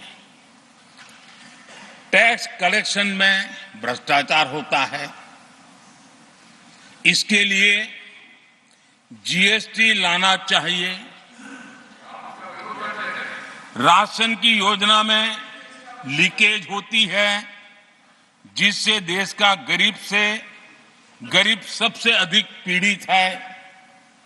इसको रोकने के लिए उपाय खोजने होंगे। सरकारी ठेके जैसे दिए जा रहे हैं, उस पर शक होता है। ये भी तत्कालीन प्रधानमंत्री आदरणीय मनमोहन सिंह जी ने कहा था, और उसके पहले और एक प्रधानमंत्री, उन्होंने ये कहा था कि दिल्ली से 1 रुपया जाता है 15 पैसा पहुंचता है। सुधार, बीमारी का पता था, सुधार करने की तैयारी नहीं थी। और आज बातें तो बड़ी बड़ी की जा रही है। कांग्रेस के 10 साल का इतिहास देखिए। फ्रेजाइल 5 इकोनॉमी में दुनिया में कहा जाता था, मैं नहीं, दुनिया कहती फ्रेजाइल 5, पॉलिसी पैरालिसिस, ये तो उनकी पहचान बन गई थी। और हमारे 10 वर्ष टॉप 5 इकोनॉमी वाले।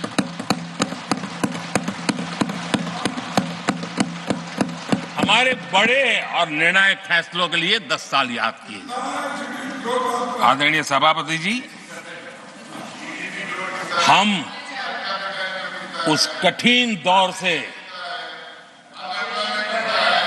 बहुत मेहनत करके, सोच समझ करके देश को संकटों से बाहर लाए हैं। ये देश ऐसे ही आशीर्वाद नहीं दे रहा है। आदरणीय सभापति जी, यहां सदन में अंग्रेजों को याद किया गया। Unbecoming conduct, please continue. No please please. आदरणीय सभापति जी, इस सदन में अंग्रेजों को याद किया गया। अब राजा महाराजाओं का तो अंग्रेजों के साथ गहरा नाता रहा था उस समय, तो अब मैं जरा पूछना चाहता हूं कि अंग्रेजों से कौन इंस्पायर्ड था। मैं तो ये तो नहीं पूछूंगा कि कांग्रेस पार्टी को जन्म किसने दिया था, ये तो मैं नहीं पूछूंगा। आजादी के बाद भी देश में गुलामी की मानसिकता को किसने बढ़ावा दिया।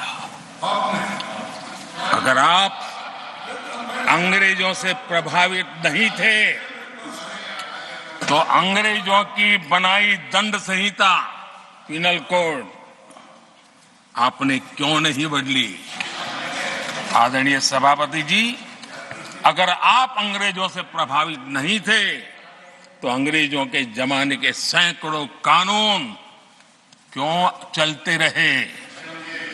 आप अगर अंग्रेजों से प्रभावित नहीं थे तो लाल बत्ती कल्चर, ये लाल बत्ती कल्चर इतने दशकों बाद भी क्यों चलता। अगर आप अंग्रेजों से प्रभावित नहीं थे तो भारत का बजट शाम को 5 बजे इसलिए आता था क्योंकि ब्रिटिश पार्लियामेंट का सुबह शुरू होने का समय होता था। ये ब्रिटेन की पार्लियामेंट के समय के अनुकूल शाम 5 बजे बजट की परंपरा क्यों चलाए रखी थी आपने। कौन अंग्रेजों से इंस्पायर था। अब आप अंग्रेजों से प्रेरित नहीं थे तो हमारी सेनाओं के चिन्हों पर आज भी गुलामी के प्रतीक अब तक क्यों बने हुए थे। हम एक के बाद एक हटा रहे हैं। अगर आप अंग्रेजों से प्रेरित नहीं थे तो राजपथ को कर्तव्य पथ बनने के लिए मोदी का इंतजार क्यों करना पड़ा। आदरणीय सभापति जी, अगर आप अंग्रेजों से प्रभावित नहीं थे तो अंडमान और निकोबार इन द्वीप समूहों पर आज भी अंग्रेजी सत्ता के निशान क्यों लटके पड़े थे।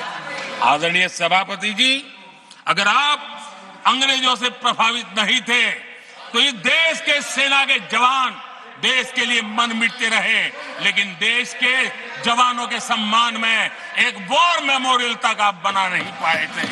क्यों नहीं बनाया। अगर आप अंग्रेजों से इंस्पायर्ड नहीं थे, प्रभावित नहीं थे तो भारतीय भाषाओं को हीन भावना से क्यों देखा। स्थानीय भाषा में पढ़ाई के प्रति आप लोगों की बेरुखी क्यों थी। आदरणीय सभापति जी, अगर आप अंग्रेजों से प्रेरित नहीं थे तो भारत को मदर ऑफ डेमोक्रेसी बताने में आपको कौन रोकता था? आपको क्यों महसूस नहीं हुआ कि दुनिया में, आदरणीय सभापति जी, मैं सैकड़ों उदाहरण दे सकता हूं कि आप किस प्रभाव में काम करते थे और देश को सुनते ये सारी बातें याद आने वाली है। आदरणीय सभापति जी, मैं एक और उदाहरण देना चाहता हूं। कांग्रेस ने नैरेटिव फैलाया और इस नैरेटिव का परिणाम क्या हुआ कि भारत की संस्कृति और संस्कारों मानने वाले लोगों को बड़े हीन भाव से देखा जाने लगा, ढकियानों से मानने लगा गया और इस प्रकार से एक हमारे अतीत के प्रति अन्याय करने की नौबत आई है। अपनी मान्यताओं को गाली देते हैं, अपनी अच्छी परंपराओं को गाली देते हैं तो आप प्रोग्रेसिव है। इस प्रकार के नैरेटिव गढ़े जाने लगे देश में और उसका नेतृत्व कहां होता था ये दुनिया भली बातें जानती है। दूसरे देश से आयात करना, उसको गर्व का, और भारत की कोई चीज है तो दूसरे दर्जे की है, ये स्टेटस बना दिया गया था। ये स्टेटस सिंबल बाहर से आया, मेड इन फॉरेन स्टेटस बना दिया था। ये लोग और लोकल बोलने से बच रहे हैं। मेरे देश के गरीबों के कल्याण का काम है। आज आत्मनिर्भर भारत की बात उनके मुंह से नहीं निकलती है। आज मेक इन इंडिया कोई बोलता है तो उनके पेट में चूहे दौड़ने लग जाते हैं। आदरणीय सभापति जी, देश ये सब देख चुका है और अब समझ भी चुका है और उसी का परिणाम आप भुगत भी रहे हैं। आदरणीय सभापति जी, राष्ट्रपति जी ने अपने अभिभाषण में विस्तार से चार सबसे बड़ी जातियों के विषय में हम सबको संबोधित किया था। युवा, नारी, गरीब और हमारे अन्नदाता।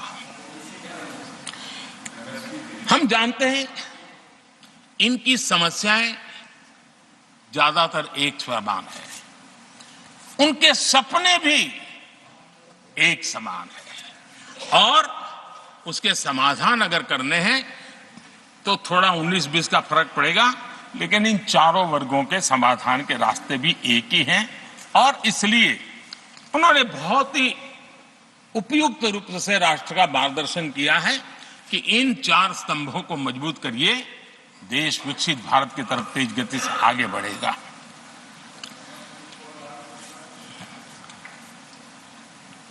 आदरणीय सभापति जी, अगर हम 21वीं सदी में हैं, हम विकसित भारत के सपनों को इसी सदी में 2047 तक सिद्ध करना चाहते हैं तो 20वीं सदी की सोच नहीं चल सकती। समझ, 20वीं सदी का स्वार्थी एजेंडा, मैं और मेरा वाला जो खेल है ना, वो 21वीं सदी में देश को समृद्ध नहीं, विकसित भारत नहीं बना सकता है। कांग्रेस इन दिनों काफी बातें हो रही जाति की, फिर से एक बार क्यों जरूरत पड़ गई उनको मैं तो नहीं जानता हूं, लेकिन अगर उनको जरूरत पड़ी है तो पहले जरा अपने गरीबान में झांके तो उनको पता चलेगा क्या किया है। दलित, पिछड़े और आदिवासी, कांग्रेस जन्मजात उनकी सबसे बड़ी विरोधी रही है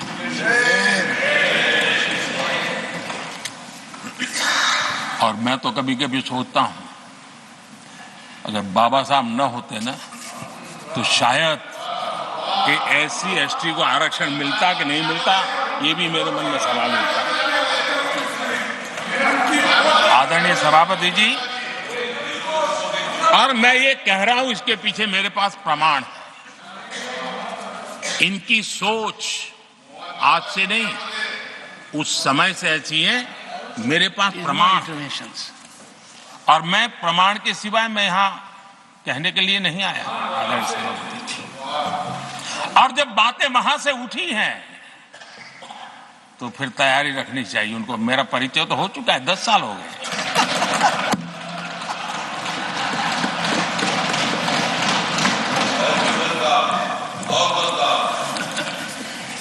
एक बार, और मैं आदरपूर्वक नेहरू जी को इन दिनों ज्यादा याद करता हूं, क्योंकि हमारे साथियों की अपेक्षा रहती है कि जरा उनको तो बोलो, कुछ तो बोल रहा थे। अब देखिए, एक बार नेहरू जी ने एक चिट्ठी लिखी थी, और ये चिट्ठी मुख्यमंत्रियों को लिखी थी। मैं उसका अनुवाद पढ़ रहा हूं। उन्होंने लिखा था, ये देश के प्रधानमंत्री पंडित नेहरू जी द्वारा उस समय के देश के मुख्यमंत्रियों को लिखी गई चिट्ठी है, ऑन रिकॉर्ड है। मैं अनुवाद पढ़ता हूं।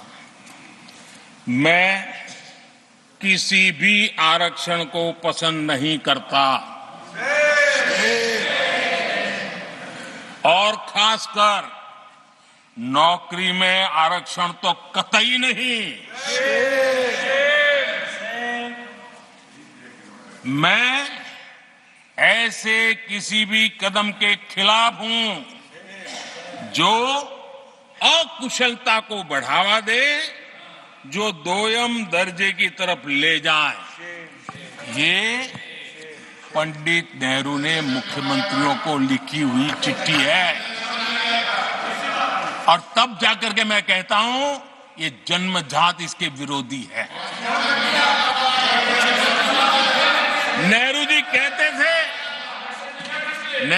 कहते थे, अगर एससी, एसटी, ओबीसी को नौकरियों में आरक्षण मिला तो सरकारी काम का स्तर गिर जाएगा। और आज जो आंकड़े गिनाते हैं ना कि इतने यहां है, इतने यहां है, उसका मूल यहां है, क्योंकि उस समय उन्होंने रोक दिया था, रिक्रूटमेंट ही मत करो। अगर उस समय सरकार में भर्ती हुई होती और वो प्रमोशन करते करते आगे बढ़ते तो आज यहां पर पहुंचते। सभापति जी, ये कोर्ट में पढ़ रहा हूं, आप वेरीफाई कर सकते हैं। मैं पंडित नेहरू का कोर्ट पढ़ रहा हूं।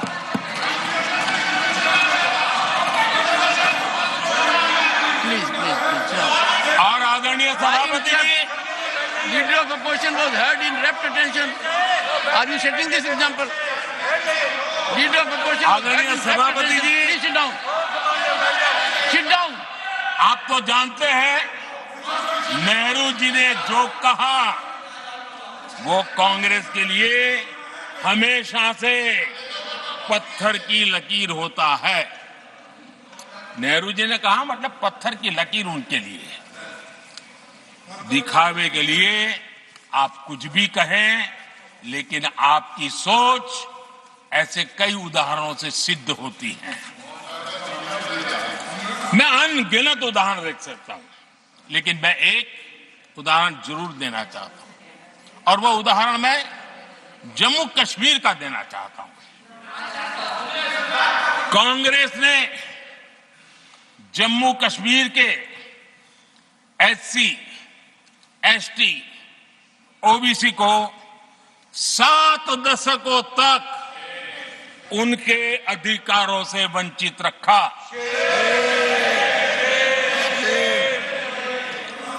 आर्टिकल 370 मैं हम कितनी जीतेंगे उसकी बात अभी नहीं कर रहा हूं। आर्टिकल 370 को निरस्त किया, तब जाकर के इतने दशकों के बाद एसटी, एसटी, ओबीसी को वो अधिकार मिले जो देश के लोगों को बरसों से मिले हुए थे। इसको रोक के रखा था। जम्मू कश्मीर में फॉरेस्ट राइट्स एक्ट उनको प्राप्त नहीं था। जम्मू कश्मीर में प्रिवेंशन ऑफ एट्रोसिटी एक्ट नहीं था।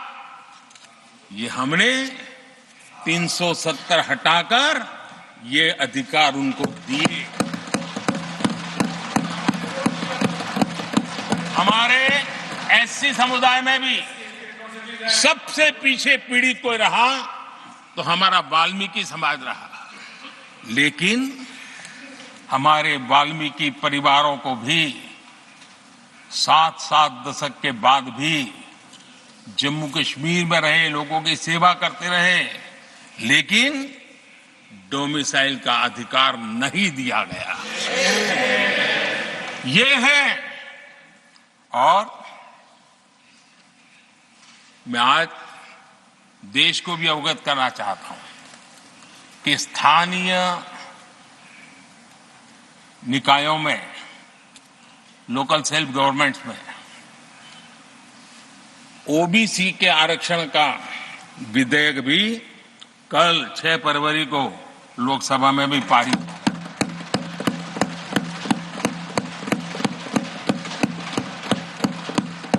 आदरणीय सभापति जी, SC, ST, OBC उनको बड़ी भागीदारी ने कांग्रेस और साथियों को हमेशा परेशानी रही है। बाबा साहब की राजनीति को, बाबा साहब के विचारों को खत्म करने के लिए कोई कसर उन्होंने छोड़ी नहीं है। वक्तव्य अवेलेबल है, चुनाव में क्या क्या बोला गया वो भी अवेलेबल है। इनको भारत रत्न भी देने की तैयारी नहीं थी, वो भी भाजपा के समर्थन से और सरकार बनी, तब बाबा साहब को छाड़ दिया। इतना ही नहीं, सीताराम केसरी अति पिछड़ी जाति से कांग्रेस पार्टी के अध्यक्ष उठा करके फुटपाथ पर फेंक दिया गया। ओबीसी, वो वीडियो अवेलेबल है, वो देश ने देखा सीताराम केसरी के साथ क्या हुआ। और आदरणीय सभापति जी, इनके एक मार्गदर्शक अमेरिका में बैठे। सभापति जी, इनके एक मार्गदर्शक अमेरिका में बैठे। Sir, only the address will go on record. जो ओनली एड्रेस, नो। पिछले चुनाव में हुआ तो हुआ के लिए फेमस हो गए थे,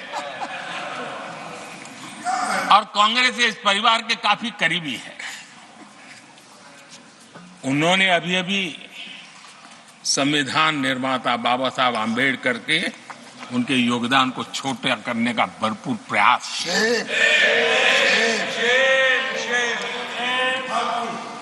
आदरणीय सभापति जी, देश में पहली बार एनडीए ने एक आदिवासी बेटी को राष्ट्रपति बनाने के लिए प्रस्ताव,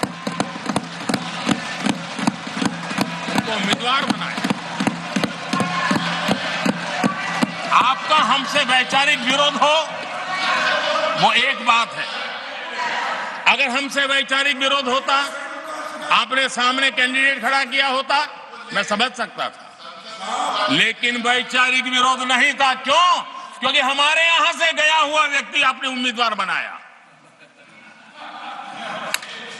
इसलिए वैचारिक विरोध नहीं था। आपका विरोध एक आदिवासी बेटी के लिए था, और इसलिए आपने, और ये जब सांगमा जी चुनाव लड़ रहे, वो भी एक आदिवासी दौर दी, उनके साथ भी यही किया गया था।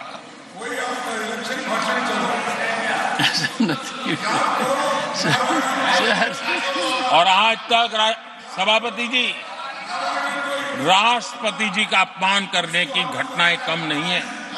पहली बार इस देश में हुआ है। उनके जिम्मेवार लोगों के मुंह से ऐसी ऐसी बातें निकली है, शर्म से माथा झुक जाए। राष्ट्रपति के लिए ऐसी भाषा बोली गई है, मन में जो कसक पड़ी है ना, वो कहीं न कहीं इस प्रकार से निकलते रहती है। एनडीए के अंदर हमने 10 साल काम करने का मौका मिला। हमने पहले दलित को और अब आदिवासी को, हमने हमेशा, हमारी प्राथमिकता क्या है सब पहले।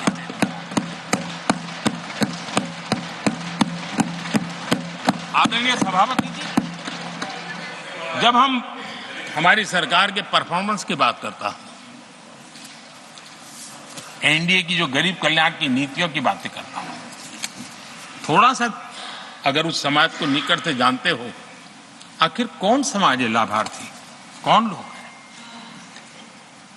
ये झुग्गी झोपड़ी में किसको रहने के लिए जिंदगी गुजरनी पड़ रही है? ये किस समाज के लोग हैं?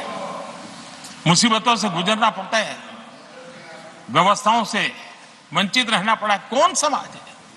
हमने जितना काम किया है ना, ये एससी, एसटी, ओबीसी, आदिवासी इसी समाज के लिए है। कच्ची बस्तियों में रहने वाले लोगों को पक्का घर मिला है, तो मेरे इस समाज के बंधुओं को मिला है। स्वच्छता के अभाव में हर वर्ग बीमारी से जूझना पड़ता था, उनको स्वच्छ भारत अभियान का लाभ देने का काम सभापति जी हमारी योजनाओं के तहत मिला है, ताकि उसको अच्छी जिंदगी जीने का अवसर मिला। इसी परिवारों के हमारी माताएं बहनें धुएं से खाना पका पका करके अपनी स्वास्थ्य के संकट को झेल रही थी। हमने उनको उज्ज्वला गैस दिया, वो इन्हीं परिवारों। मुफ्त राशन हो, मुफ्त इलाज हो, इसके लाभार्थी यही मेरे परिवार थे, जो समाज के इस वर्ग के मेरे परिवारजन हैं, जिनके लिए हमारी सारी योजनाएं काम कर रही है। आदरणीय सभापति जी, यहां पर कुछ ऐसा नैरेटिव रखा गया, कम से कम तथ्यों को इस प्रकार से नकारना किसका भला होगा? आप ऐसा करके अपनी क्रेडिबिलिटी भी खो रहे हैं, अपनी प्रतिष्ठा भी खो रहे हैं।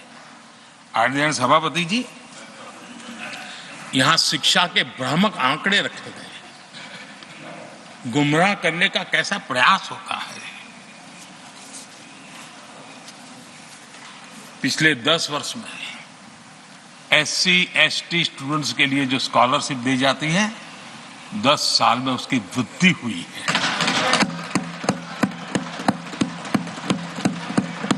इन 10 वर्षों में स्कूलों में, हायर एजुकेशन में नामांकन की संख्या भी बहुत बढ़ी है और ड्रॉप आउट बहुत तेजी से कम हुआ। आदरणीय सभापति जी, 10 साल पहले 120 एकलव्य मॉडल स्कूल थे। आदरणीय सभापति जी, आज 400 एकलव्य मॉडल